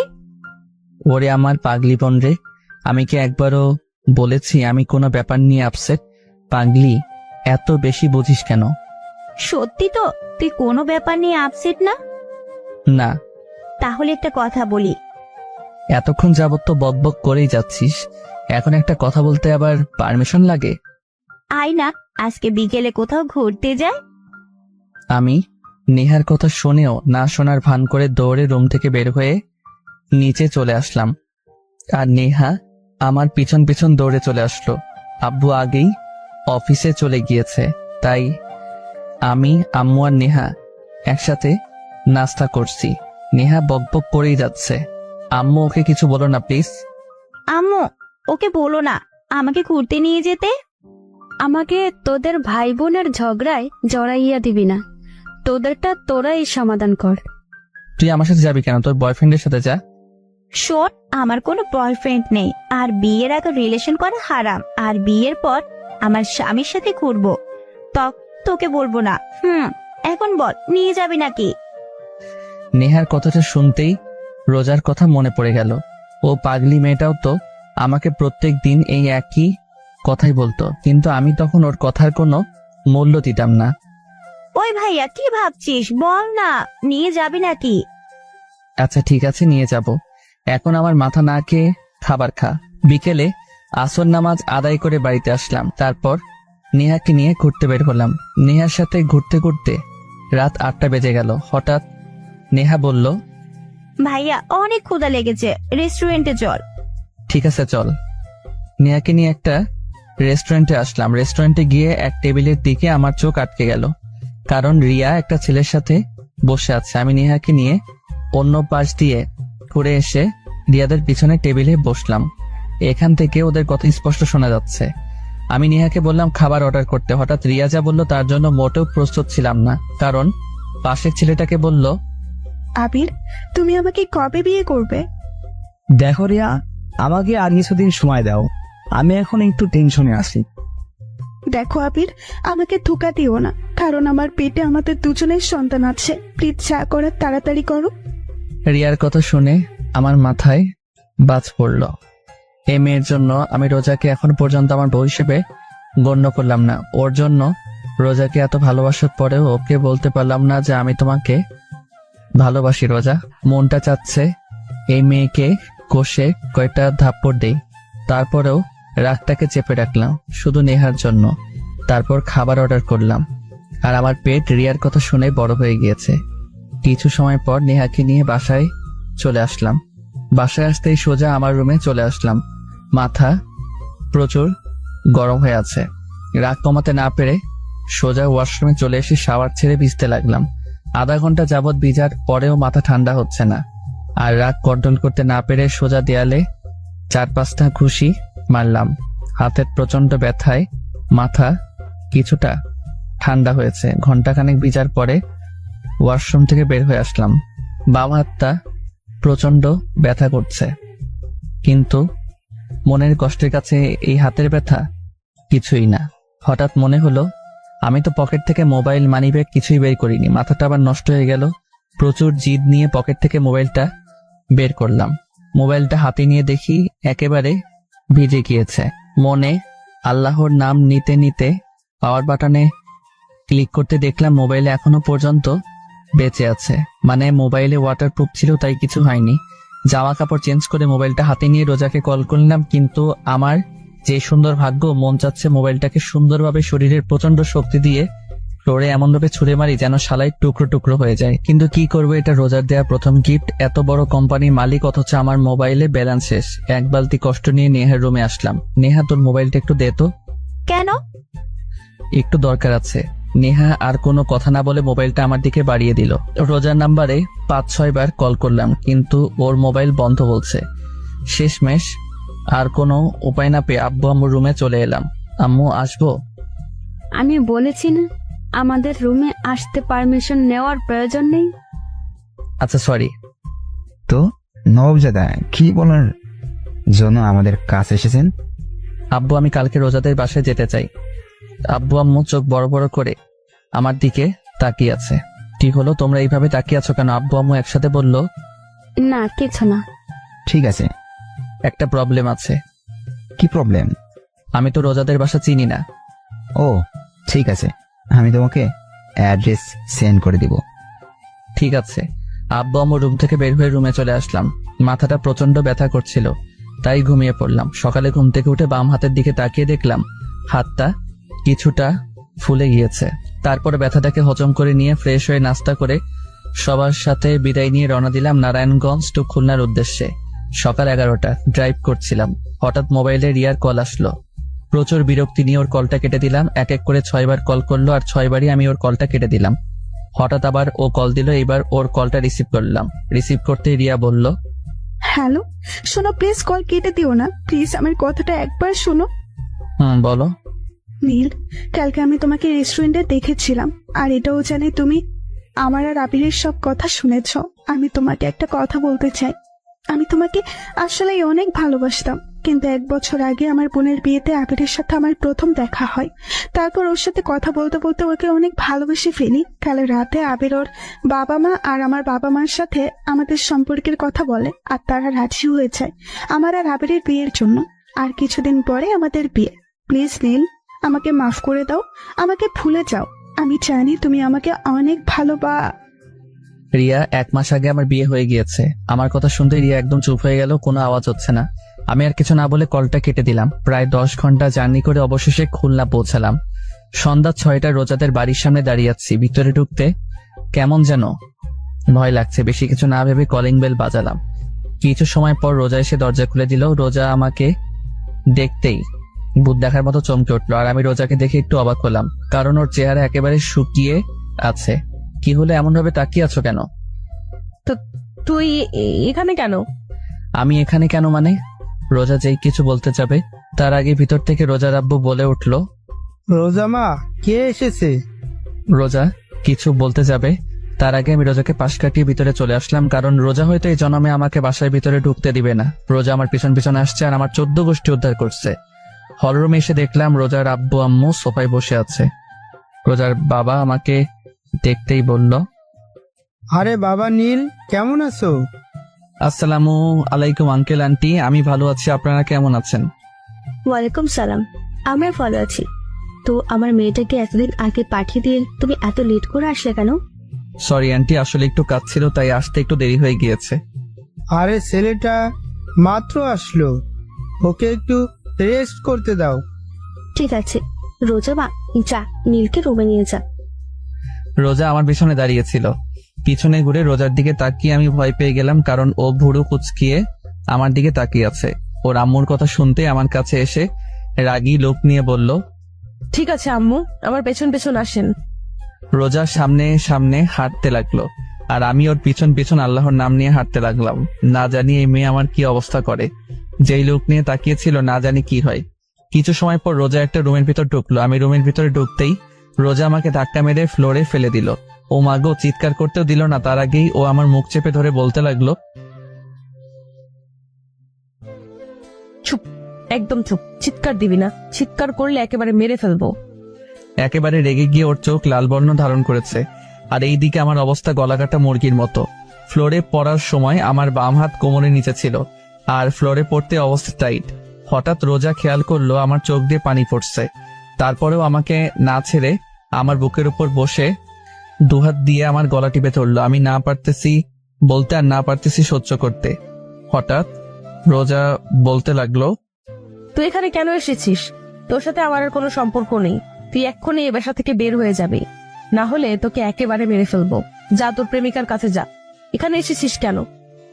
কথাগুলো বলতে বলতে রোজা নিজেই কেঁদে ফেললো। রোজার অবস্থা দেখে বুঝতে পারলাম ও প্রচুর অভিমান করেছে, সাথে রেগেও আছে। ও এখন পর্যন্ত আমার গলায় টিপ দিয়ে রাখছে। এখন আমার দম প্রায় বন্ধ হয়ে আসছে। হঠাৎ রোজা আমাকে ছেড়ে দিয়ে আমার উপর থেকে উঠে বেলকনিতে চলে গেল। হয়তো ও ওর চোখের পানি লুকানোর চেষ্টা করছে। রোজা আমাকে ছাড়তে আমি গলা ধরে কাশতে লাগলাম, আর হাতের ব্যথা বলার মতো না। কিছু সময় পর আমি উঠে বেলকনির দিকে আসলাম। বেলকনিতে আসতে দেখলাম ও ফ্লোরে বসে কান্না করছে। আমি রোজার কাঁধে হাত রাখতেই ও কিছুটা কেঁপে উঠল। সরি, জানি একটা সরিতে তো আর সবকিছু ঠিক হয়ে যাবে না, তারপরে বললাম, তোর শরীর খেতায় আগুন, হাত সরা আমার শরীর থেকে। রোজা উঠে ওর রুম থেকে বাইরে চলে গেল। বুঝতে পারলাম ও প্রচুর পরিমাণে অভিমান করে আছে। এত সহজে ওর এই অভিমান ভাঙা সম্ভব না। আমি বেলকনিতে আর না থেকে রুমে আসলাম। এতক্ষণ যাবৎ আমি রোজার রুমে ভালোভাবে তাকাইনি। রোজার রুমটা দেখে বেশ অবাক হলাম। ওর রুমটা পুরো গুছানো, সবকিছু সুন্দর করে সাজানো হয়েছে। কিন্তু আমার অবাক হওয়ার কারণ এটা না। আমার অবাক হওয়ার কারণ হচ্ছে বাম পাশের পুরো দেয়ালে রোজার আর একটা মেয়ের ছবি লাগানো। মেয়েটা রোজার থেকে কিছুটা বেশি সুন্দর আর মায়াবীও। কিন্তু আমি যতটুকু জানি রোজার তো কোনো বোন নেই, তাহলে এটাকে। আমি ওয়াশরুমে চলে গেলাম ফ্রেশ হওয়ার জন্য। কিছু সময় হাতের কবজি পানিতে ভিজিয়ে রাখলাম, কারণ আগের তুলনায় এখন আরো বেশি ফুলে গিয়েছে। কিছু সময় পর ফ্রেশ হয়ে ওয়াশরুম থেকে বের হলাম। বের হতে দেখলাম রোজা খাটে বসে নাস্তা খাচ্ছে। রোজা যেন আমার হাতটা না দেখে, তাই কবজি পর্যন্ত পকেটে ঢুকিয়ে রাখলাম। রোজা শুধু সাপের মতো ফোঁস করতেছে আর খেয়েই যাচ্ছে। ওকে এইভাবে দেখে আমার ভয় করছে, আবার হাসিও পাচ্ছে, কারণ প্রচন্ড রাগের কারণে ওর নাক, গাল, চোখ একেবারে লাল হয়ে আছে। আমি রোজার সামনে গিয়ে বললাম, এত জিদ করলে তোমার ব্লাড প্রেশার বেড়ে যাবে। আমার শরীর আমি যা মন চায় তা করবো, তোর কি? আর তুই আমার বিছানায় বসেছিস কেন? বলেই আমাকে আবার ধাক্কা দিল আর আমি খাট থেকে সোজা ফ্লোরে পড়ে গেলাম। আর পড়তেই আমার জান যায় অবস্থা। একেবারে চুপ হয়ে রোজার দিকে তাকিয়ে কান দিয়ে গরম হাওয়া বের হচ্ছে। রোজা আমার অবস্থা দেখে অদ্ভুত দৃষ্টিতে তাকিয়ে আছে। রাতে সবাই একসাথে ডিনার করলাম। কিছু সময় কথা বলে রোজার সাথে রুমে চলে আসলাম। রুমে আসতেই রোজা বিছানায় পুরো মাঝ বরাবর শুয়ে পড়ল আর আমি অসহায় দৃষ্টিতে দাঁড়িয়ে ওর দিকে তাকিয়ে আছি। অনেকক্ষণ হয়ে গেল, এখন আর দাঁড়িয়ে থাকা সম্ভব না, তাই সোফায় বসে পড়লাম। অনেক চেষ্টা করছি যেন ও একবার আমার দিকে তাকায়, কিন্তু তাকাচ্ছেই না। শেষমেশ আর কোনো জায়গা না পেয়ে সোফাতে শুয়ে পড়লাম। কখন যে ঘুমিয়ে পড়লাম বুঝতে পারলাম না। সকালে ঘুমিয়েছিলাম, হঠাৎ হাতে কেমন যেন ঠান্ডা ঠান্ডা অনুভব হচ্ছে, সাথে এমন লাগছে কে যেন কান্না করছে। হালকা চোখ খুলে দেখি রোজা আমার বাম হাতে বরফ ঘষে দিচ্ছে আর কান্না করছে। ও কান্না কেন করছে তা বুঝতে পারলাম না। হঠাৎ ও বলতে লাগলো, একবার শুধু ঘুম থেকে উঠে দেখো তোমাকে কি করি। আমাকে কাঁদাতে কি তোমার ভালো লাগে যে এত কাঁদাও? যখন থেকে আসছি তখন থেকে শুধু কষ্ট দিয়েই যাচ্ছ। আমাকে কষ্ট দিচ্ছ তা আমি মেনে নিলাম, কিন্তু তুমি নিজের হাতটার এই অবস্থা করলে কিভাবে? কালকে টাকা দিয়ে ফেলে দিয়েছিলাম তার জন্য হয়েছে নাকি আবার? নাকি কালকে আসার সময় আবার ওনার অ্যাক্সিডেন্ট হয়েছিল নাকি? এতক্ষণ যাবৎ রোজা কেঁদে কেঁদে এগুলো বলেই যাচ্ছিল। হঠাৎ রোজা উঠে বেলকনি দিকে দৌড় দিল। বেলকনি থেকে গাড়ি পার্কিং এর জায়গা দেখা যায়। আমার জানা মতে ও আমার গাড়ি দেখতে বেলকনিতে গিয়েছে, যে আসলে আমার অ্যাক্সিডেন্ট হয়েছিল নাকি। কিছু সময় পর আবার এসে হাতে বরফ ঘষে দিতে লাগলো। রোজার কাণ্ড কারখানা দেখে আমার প্রচন্ড হাসি পাচ্ছে, কিন্তু হাসতে পারছি না। ও যেই থ্রেট দিয়েছে আমি চোখ হালকা খুলে রেখেছিলাম। হঠাৎ রোজা আমার চোখের দিকে তাকালো, আর আমি সাথে সাথে চোখ বন্ধ করে ফেললাম। আমি মনে মনে ভাবছিলাম হয়তো দেখে ফেলেছে আমি জেগে আছি। হঠাৎ রোজা বলতে লাগলো, বুঝলাম না, এত ঠান্ডা বরফ তার হাতের মধ্যে লাগিয়ে রেখেছি, কিন্তু ঘুম ভাঙার নাম নিশানা নেই। সোফায় শুয়ে মরে গেল নাকি আবার? হঠাৎ আমার গলায় রোজার হাতের স্পর্শ পেলাম। আমি নিশ্চিত যে ও চেক করছে আমি বেঁচে আছি নাকি মরে গিয়েছি। আমি ওর এই কাজ দেখে আর ঠিক থাকতে পারলাম না, ফিক করে হেসে উঠলাম। আমি হাসতে গড়াগড়ি খাচ্ছি, আর রোজা আমার দিকে ভুরু কুচকিয়ে তাকিয়ে আছে। অনেক সময় হয়ে গেল, কিন্তু আমি এখনো পর্যন্ত হেসেই যাচ্ছি। এখন রোজার রাগ উঠে গেছে, ও দাঁড়িয়ে বলল, শয়তানটা মরে গেলেই ভালো হতো। বলেই রোজা রুম থেকে বের হয়ে গেল, আর আমি উঠে ফ্রেশ হতে ওয়াশরুমে চলে গেলাম। কিছু সময় পর ফ্রেশ হয়ে নিচে এসে সবার সাথে নাস্তা করে আবার রুমে চলে এলাম। রুমে এসে সোজা বেলকনিতে চলে এলাম। কিছু সময় পর রোজা রুমে আসলো।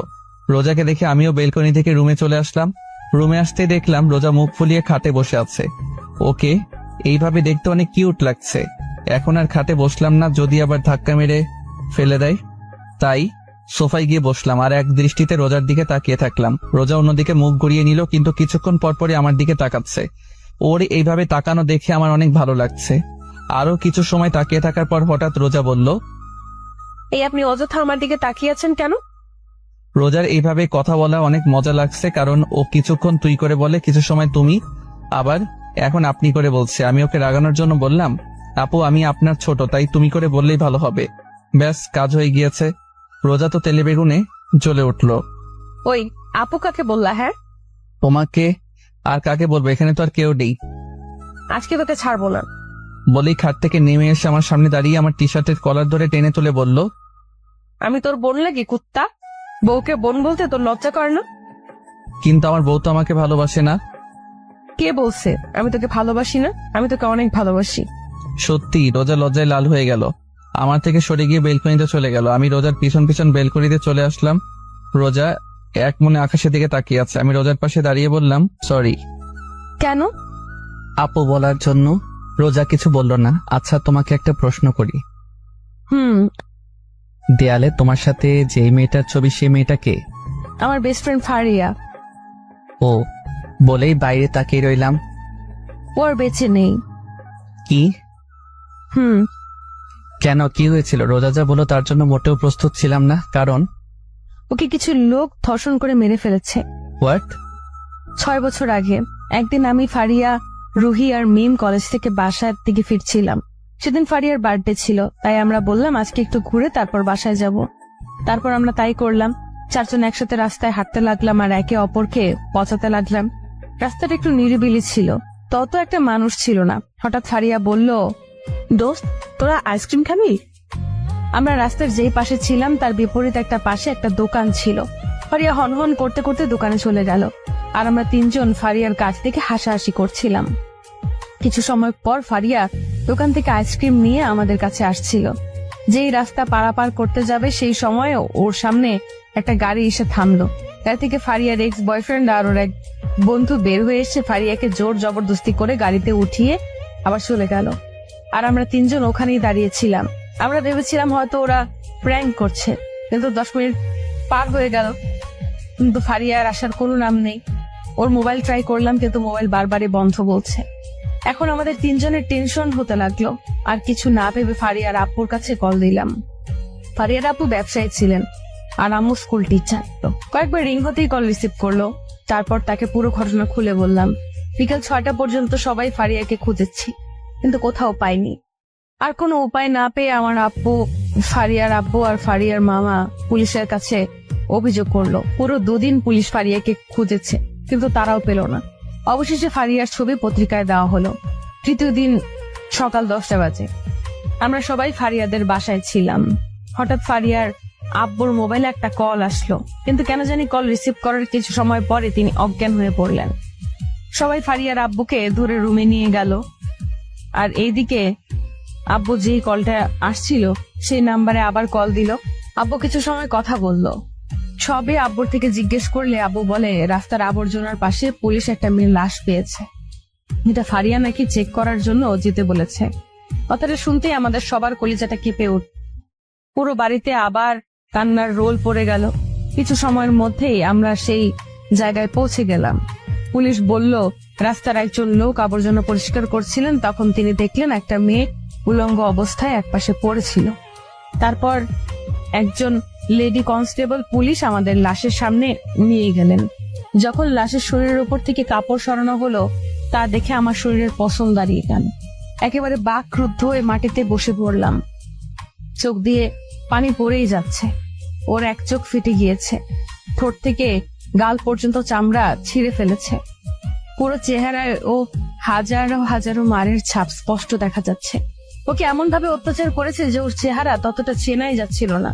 পুরো শরীর জখম হয়েছিল, এমন মনে হচ্ছিল কলিজার উপর কেউ পাড়া দিয়ে ধরেছে। তারপর লাশটাকে পোস্টমর্টমের জন্য পাঠানো হলো। আর এইদিকে সবাই শকে চলে গেল ফারিয়ার এই অবস্থা দেখে। ফারিয়ার বাবা মা জিন্দা লাশের মতো চুপ করেছিল। তারপর ওকে কবর দেওয়া হলো, কিন্তু ওর বাবা মা ওকে শেষবারের মতো দেখার সুযোগ পাননি। 1 মাস পর্যন্ত পুলিশ আসামিদের খোঁজ করলেন, কিন্তু আসামি পলাতক থাকায় তারা খুঁজে পাননি। তারা খোঁজ না চালিয়ে কেস ক্লোজ করে দিল। কিন্তু এটা ফারিয়ার বাবা মা মেনে নিতে পারলো না। তারা পুলিশের পা পর্যন্ত ধরেছিল যেন ধর্ষণকারীদের শাস্তি হয়, কিন্তু পুলিশ কিছু করলেন না। বর্তমান তাহলে কি ওর দর্শনকারীদের কি কোনো শাস্তি হয়নি? রোজা চুপ হয়ে মাটিতে বসে কাঁদছে। আমি রোজার দুবাহু খুব শক্ত করে চেপে ধরে ওকে ধাক্কা দিয়ে বললাম, কি হলো, কথা বলছো না কেন? ওই শোরের বাচ্চাদের কি কোনো শাস্তি হয়নি? না, তখন ওদের কোনো শাস্তি হয়নি। আমি রোজার সামনে থেকে উঠে ছাদে চলে আসলাম। প্রচুর রাগ উঠতেছে। একটা মেয়েকে এমন নির্মম ভাবে ধর্ষণ করে হত্যা করার পরেও দর্শকদের কোনো বিচার হলো না। রোজার বলা কথাগুলো ভাবতে লাগলাম। হঠাৎ আমি দাঁড়িয়ে গেলাম। ঠোঁটের কোণে একটা হাসির রেখা ফুটে উঠেছে, কারণ রোজা বলল তখন তারা তাদের পাপের কোনো শাস্তি পায়নি, তার মানে এখন পেয়েছে। কিন্তু শাস্তি কে দিয়েছে, কবে দিয়েছে এবং কিভাবে দিয়েছে, এমন হাজারো কথা মনে চলছিল। আর এই সব কথার উত্তর একজনই দিতে পারবে। আমি দৌড়ে ছাদ থেকে রুমে চলে আসলাম। রুমে আসতে দেখলাম রোজা চুপচাপ দাঁড়িয়ে দেয়ালে ওর আর ফারিয়ার ছবিটার দিকে তাকিয়ে আছে। আমি রোজার সামনে গিয়ে ওর হাত ধরে টেনে এনে খাটে বসালাম। ও চুপচাপ আমার দিকে তাকিয়ে আছে। আমি ওর সামনে ফ্লোরে হাঁটু গেড়ে বসে বললাম, তুমি বলছো তখন ওরা ওদের পাপের শাস্তি পায়নি, তার মানে কি এখন পেয়েছে? রোজা মাথা দুলিয়ে হ্যাঁ বলল। কিভাবে পেয়েছে আর কে দিয়েছে? 4 বছর পর খুলনা সোনাডাঙ্গা মডেল পুলিশ স্টেশনের ওসি পদে নিয়োগ হলাম। তারপর ফারিয়ার রেপ কেস রিওপেন করলাম। দীর্ঘ 1 বছর আসামিদের খোঁজার পর অবশেষে ওদের দিনাজপুরে খুঁজে পেলাম। তারপর ওদের সেখান থেকে নিয়ে এসে ফারিয়াদের গেস্ট হাউসে রাখলাম। আর এই সব কিছুতে সাহায্য করেছে আমার 4 জন ফ্রেন্ড। আসামি ছিল 3 জন। ওদের 2 ঘন্টা যাবৎ 3rd ডিগ্রি টর্চার করার পরই ওরা সত্য কথা বলে দিয়েছিল যে ওরা 2 দিন একটানা ফারিয়াকে ধর্ষণ করেছিল। তারপর ওকে মেরে রাতে আবর্জনার কাছে ফেলে দিয়ে ওরা পালিয়ে যায়। লাগাতার 4 দিন ওদের টর্চার করা হলো। টর্চার করার সময় ওরা শুধু ওদের মেরে ফেলার জন্য অনুরোধ করত। তার পরের দিন কোর্টে ওরা যে ফারিয়ার রেপ করেছে তার এভিডেন্স পাঠিয়ে দিলাম। কোর্ট থেকে ওদের মৃত্যুদণ্ডের আদেশ আসলো। তারপর মাঝ রাস্তায় সবার সামনে ওদের ক্রস ফায়ার করে মেরে ফেলা হয়, যেন পরের বার আর কোনো মেয়ের ধর্ষণ করার কথা কেউ ভাবতেও না পারে। তো ফারিয়ার বাবা মা খুশি হয়নি যে তার মেয়ের ধর্ষণকারীদের শাস্তি হয়েছে? যেদিন ফারিয়ার রেপ কেস ক্লোজ করে দেওয়া হয় তার কিছুদিন পরে আঙ্কেল আন্টি সুইসাইড করে মারা যান। ও, তারপর রাতে ডিনার করে এসে বেলকনিতে বসে আছি আর রোজা রুমে চুপচাপ বসে আছে। বেশ কিছু সময় পর রুমে আসলাম।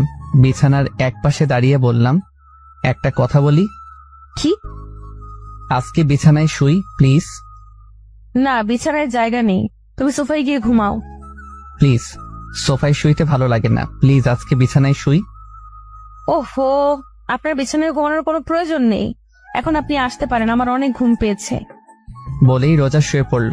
বুঝলাম না এই মেয়ে এত জেদি কেন। একরাশ হতাশা নিয়ে সোফায় শুয়ে পড়লাম। অনেকক্ষণ যাবৎ ঘুমানোর চেষ্টা করছি, কিন্তু ঘুম আসছেই না। হঠাৎ রোজা বলল, কেউ যদি চায় বিছানায় এসে ঘুমাতে পারে, আমি কিছু মনে করব না। আমি শুনেও চুপচাপ চোখ বন্ধ করে শুয়ে আছি। কি হলো, কথা কানে যায়নি? বললাম কেউ যদি চায় বিছানায় এসে ঘুমাতে পারে। এইবার গলার আওয়াজটা শুনে মনে হচ্ছে ও হালকা রেগে গেছে। তারপরেও আমি চুপ করে রইলাম। হঠাৎ এমন মনে হলো কেউ আমার সামনে সাপের মতো ফোঁসফোঁস করছে। এক চোখ খুলে দেখি রোজা আমার সামনে দাঁড়িয়ে ফোঁসফোঁস করছে। আমি ভয়ে চোখ বন্ধ করে রাখলাম। কি হলো, আপনি কি শোনেননি? আপনাকে বিছানায় গিয়ে ঘুমানোর জন্য বললাম। আপনি কি আমাকে বলছেন? আপনাকে ছাড়া এই রুমে কি অন্য কেউ আছে?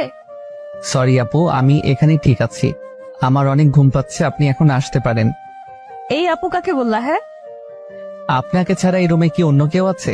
রোজা আমার গলায় টিপ দিয়ে বলল, তোমাকে আমি একেবারে মেরে ফেলবো আর একবার আমাকে আপু বললে।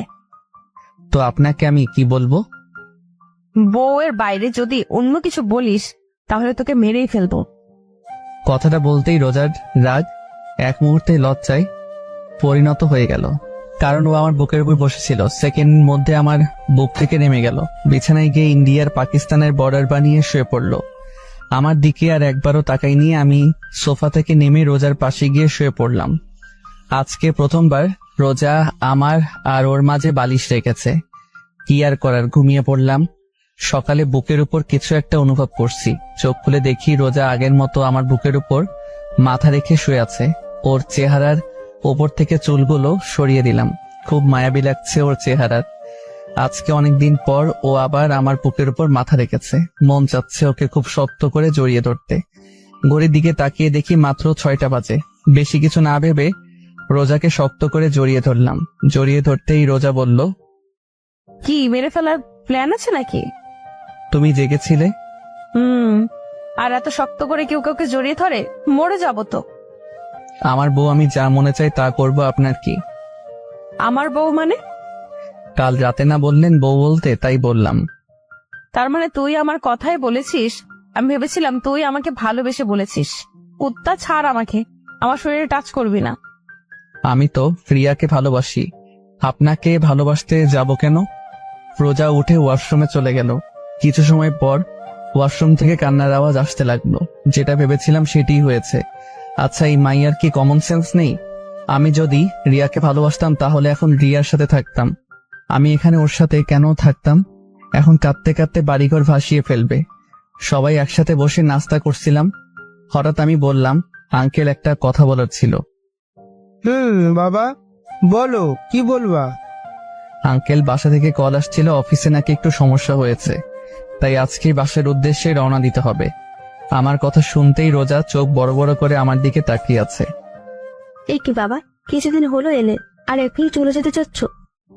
না মানে আন্টি, অনেকদিন হলো আসছি, অনেক কাজ পড়ে আছে। আবার রোজার ও তো অনেকদিন হলো চাকরি থেকে ছুটি নিয়েছে। তা ঠিক আছে, তাই বলে আজকে চলে যেতে হবে? জি আঙ্কেল। আচ্ছা ঠিক আছে। সবার সাথে নাস্তা শেষ করে রুমে আসলাম। রোজা আমার পিছে পিছে রুমে আসতেই দরজা লাগিয়ে দিয়ে বলল, এই তুমি নিচে আব্বুকে কি বললা? কেন, তুমি শোনোনি? শুনছি তো। আর আমি তোমার সাথে কোথাও যাব না। কোথাও যাবে না মানে? সবসময় কি বাপের বাড়িতে থাকবে নাকি? তাহলে আমি কই থাকবো? আপনার বিয়ে হয়েছে, আপনি কি ভুলে গিয়েছেন? আমার বিয়ে হয়েছে, তাহলে আমার স্বামীকে? ওর এই অদ্ভুত প্রশ্ন শুনে মন চাচ্ছে নিজের হাত দিয়ে নিজের মাথার চুল ছিঁড়ে ফেলি। আমি কে? মানুষ। দেখো, আমার সাথে মজা করা বন্ধ করো প্লিজ। আর দেরি হয়ে যাচ্ছে, তাড়াতাড়ি জামা কাপড় গুছিয়ে নাও। আচ্ছা, মজা করা বাদ দিলাম, কিন্তু একটা কথার জবাব চাই। কি? তুমি কি আমাকে ভালোবাসো? সত্যি করে বলবো? না, মিথ্যা করে বলো। আসলে আজকে রিয়ার সাথে আমার বিয়ে, তো বাসর ঘর সাজানোর মতো কোনো মানুষ পাই নাই, তাই তোমাকে সাথে করে নিয়ে যাচ্ছি, যেন তুমি আমাদের বাসর ঘরটা সুন্দর করে সাজিয়ে দিতে পারো। ওর সাথে মজা করে বললাম, কিন্তু এখন দেখি এই মাইয়া তেলে বেগুনে জ্বলে উঠছে। কি বললি, আরেকবার বলতো। দেখ আজকে তোর অবস্থা আমি কি করি। রোজা আমাকে ধাক্কা মেরে খাটের উপর ফেলে দিয়ে বুকের উপর বসে শুরু করলো, এলোপাতারি। কুত্তা, লাল বান্দর, ব্যাং, শয়তান, আর বলবি ওই ডাইনির নাম? আরে এত মারলে বলবো কেমনে? ছাড় আমার হাত, তোকে আজ মেরেই ফেলবো। তুই ওই মেয়ের সাথে বাসর করবি তাই না? আমার কি দোষ? তুমি তো বললা মিথ্যা কথা বলতে। আমি তাই বলে তুই এই কথা বলবি? কিছু না বলে রোজাকে টান মেরে আমার বুকের উপর থেকে সরিয়ে বিছানায় শুয়ে দিলাম। ও যেই উঠতে যাবে তার আগেই ওর দুবাহু ধরে ওকে বিছানার সাথে চেপে ধরলাম। আমাকে ধরে রেখেছেন কেন? যান আপনার প্রেমিকার কাছে যান। আমি তো আমার প্রেমিকার কাছেই আছি। রোজার মুখের একেবারে সামনে মুখ নিয়ে বললাম, মানে? আরে গাদিমাইয়া, আমি তোমাকে ভালোবাসি, অনেক অনেক ভালোবাসি, নিজের জীবন থেকে বেশি ভালোবাসি। রোজার কপালে চুমু এঁকে দিয়ে বললাম, কচু বাসো, আজ পর্যন্ত তো একদিনও বললে না ভালোবাসি। সরি সোনা, প্লিজ রাগ করো না। তোমাকে অনেকদিন বলার চেষ্টা করছি কিন্তু কোনোদিন বলতে পারিনি। আমি তোমাকে আসলে অনেক ভালোবাসি। সত্যি তুমি আমাকে সত্যি ভালোবাসো?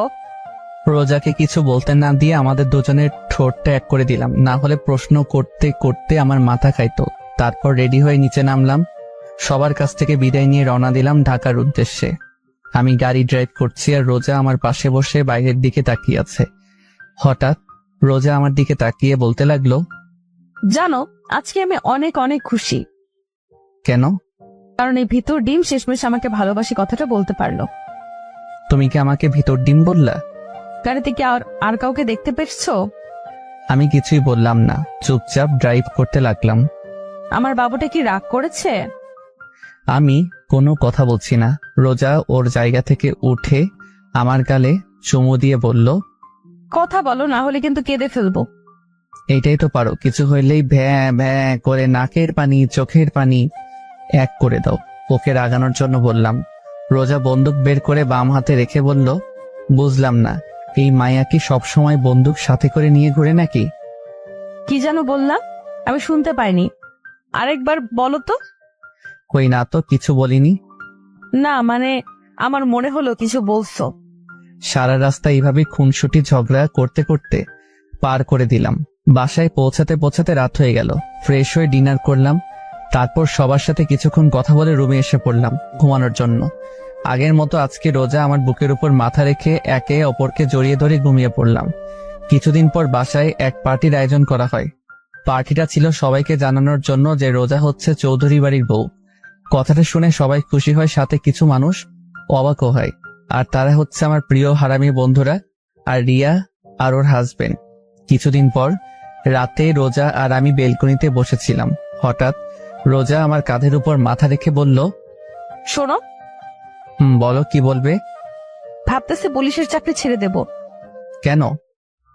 তোমার সাথে তো ঘুরতে পারি না, চাকরি ছেড়ে দিয়ে সারাদিন তোমার সাথে ঘুরবো, মজা করব, প্রেম করব। মায়ের একটাও মাটিতে পড়বে না যদি চাকরি ছেড়ে দেওয়ার কথা আরেকবার বলো। কেন? তুমি আমাকে ভালোবাসো নাকি পুলিশের চাকরিকে? আমি তোমাকে সব থেকে বেশি ভালোবাসি, কিন্তু একটা কথা আছে। রোজা মাথা ঘুরিয়ে আমার দিকে তাকিয়ে বলল, কি? আমি রোজার কানে কানে বললাম, পুলিশ হওয়া আমার ছোটবেলার শখ ছিল। তাই? এইভাবে চলছিল আমাদের সংসার। 7 বছর পরে আজকে অফিস থেকে একটু তাড়াতাড়ি আসলাম। বাসায় আসতেই আমার মেয়ে দাদির কোল থেকে নেমে আব্বু আব্বু বলতে বলতে আমার উপর ঝাঁপিয়ে পড়লো। রোজা একটা প্রিন্সেস জন্ম দিয়েছে। কোলে তুলে গালে চুমু দিয়ে বললাম, আমার প্রিন্সেসটা আজকে সারাদিন কি কি করেছে। কথা বলে, আগে আমার চকলেট দাও। আমি পকেট থেকে একটা চকলেট বের করে নীলার হাতে দিলাম। আমার মেয়ে চকলেট পেয়ে আমার পুরো চেহারা আদর করে বলে দিল, পুরো রোজার মতো হয়েছে। আমি নীলাকে নিয়ে রুমে এসে ওকে খাটে বসিয়ে বললাম, আম্মু তুমি বসে চকলেট খাও, আমি একটু ফ্রেশ হয়ে আসি। ঠিক আছে। নীলাকে খাটে বসিয়ে ফ্রেশ হতে গেলাম। অল্প কিছু সময়ের মধ্যে ফ্রেশ হয়ে ওয়াশরুম থেকে বের হয়ে এসে দেখি নীলা চকলেট খেতে খেতে 2 গালে মেখে ফেলেছে। আমি খাটে শুয়ে নীলাকে আমার বুকের উপর বসিয়ে বললাম, প্রিন্সেস আজকে তোমার আম্মুর আসতে একটু লেট করছে না? এক জায়গা দিয়ে ভালোই হয়েছে। এখন তোমার আম্মু থাকলে আমার সাথে ঝগড়া করত, কারণ তোমার আম্মুর জন্য চকলেট আনি নাই। নীলা হাসতে লাগলাম। আসলেই রোজা যদি জানতে পারে তাহলে আমাকে এই ডায়লগে দিত। দুজনেই হাসতে লাগলাম। হঠাৎ সাপের মতো ফোঁসফোঁস আওয়াজ হতে লাগলো। আমরা দুজনে হাসি বন্ধ করে দরজার দিকে তাকিয়ে দেখি রোজা দাঁড়িয়ে আছে আর সাপের মতো ফোঁসফোঁস করছে। নীলা চুপচাপ আমার কোল থেকে নেমে রোজার কাছে গেল। রোজা ওকে কোলে তুলে নিয়ে ওর গালে চুমু দিয়ে বলল, আম্মু তোমার আব্বু কি আমার ব্যাপারে নিয়ে কথা বলছিল? নীলা মাথা দুলিয়ে হ্যাঁ বলল।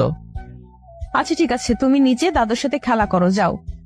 নীলা কোল থেকে নেমে আমার দিকে তাকিয়ে একটা হাসি দিয়ে দৌড়ে রুম থেকে বের হয়ে গেল। রোজা দরজা লাগিয়ে আমার সামনে এসে বলল, কি বলছিল আমার নামে? কই কিছুই বলি নাই। আমি কিন্তু শুনেছি। সরি সোনা, আজকে তোমার জন্য চকলেট আনি নাই। সমস্যা নাই, 20টা কিস করলেই হয়ে যাবে। এর কম করলে হয় না? ওহো, একটাও কম না। সমস্যা নেই, আমি রাজি আছি। রোজাকে কোলে তুলে বিছানায় শুয়ে দিয়ে ওকে আদর করতে করতে হারিয়ে গেলাম ভালোবাসার মায়াজালে।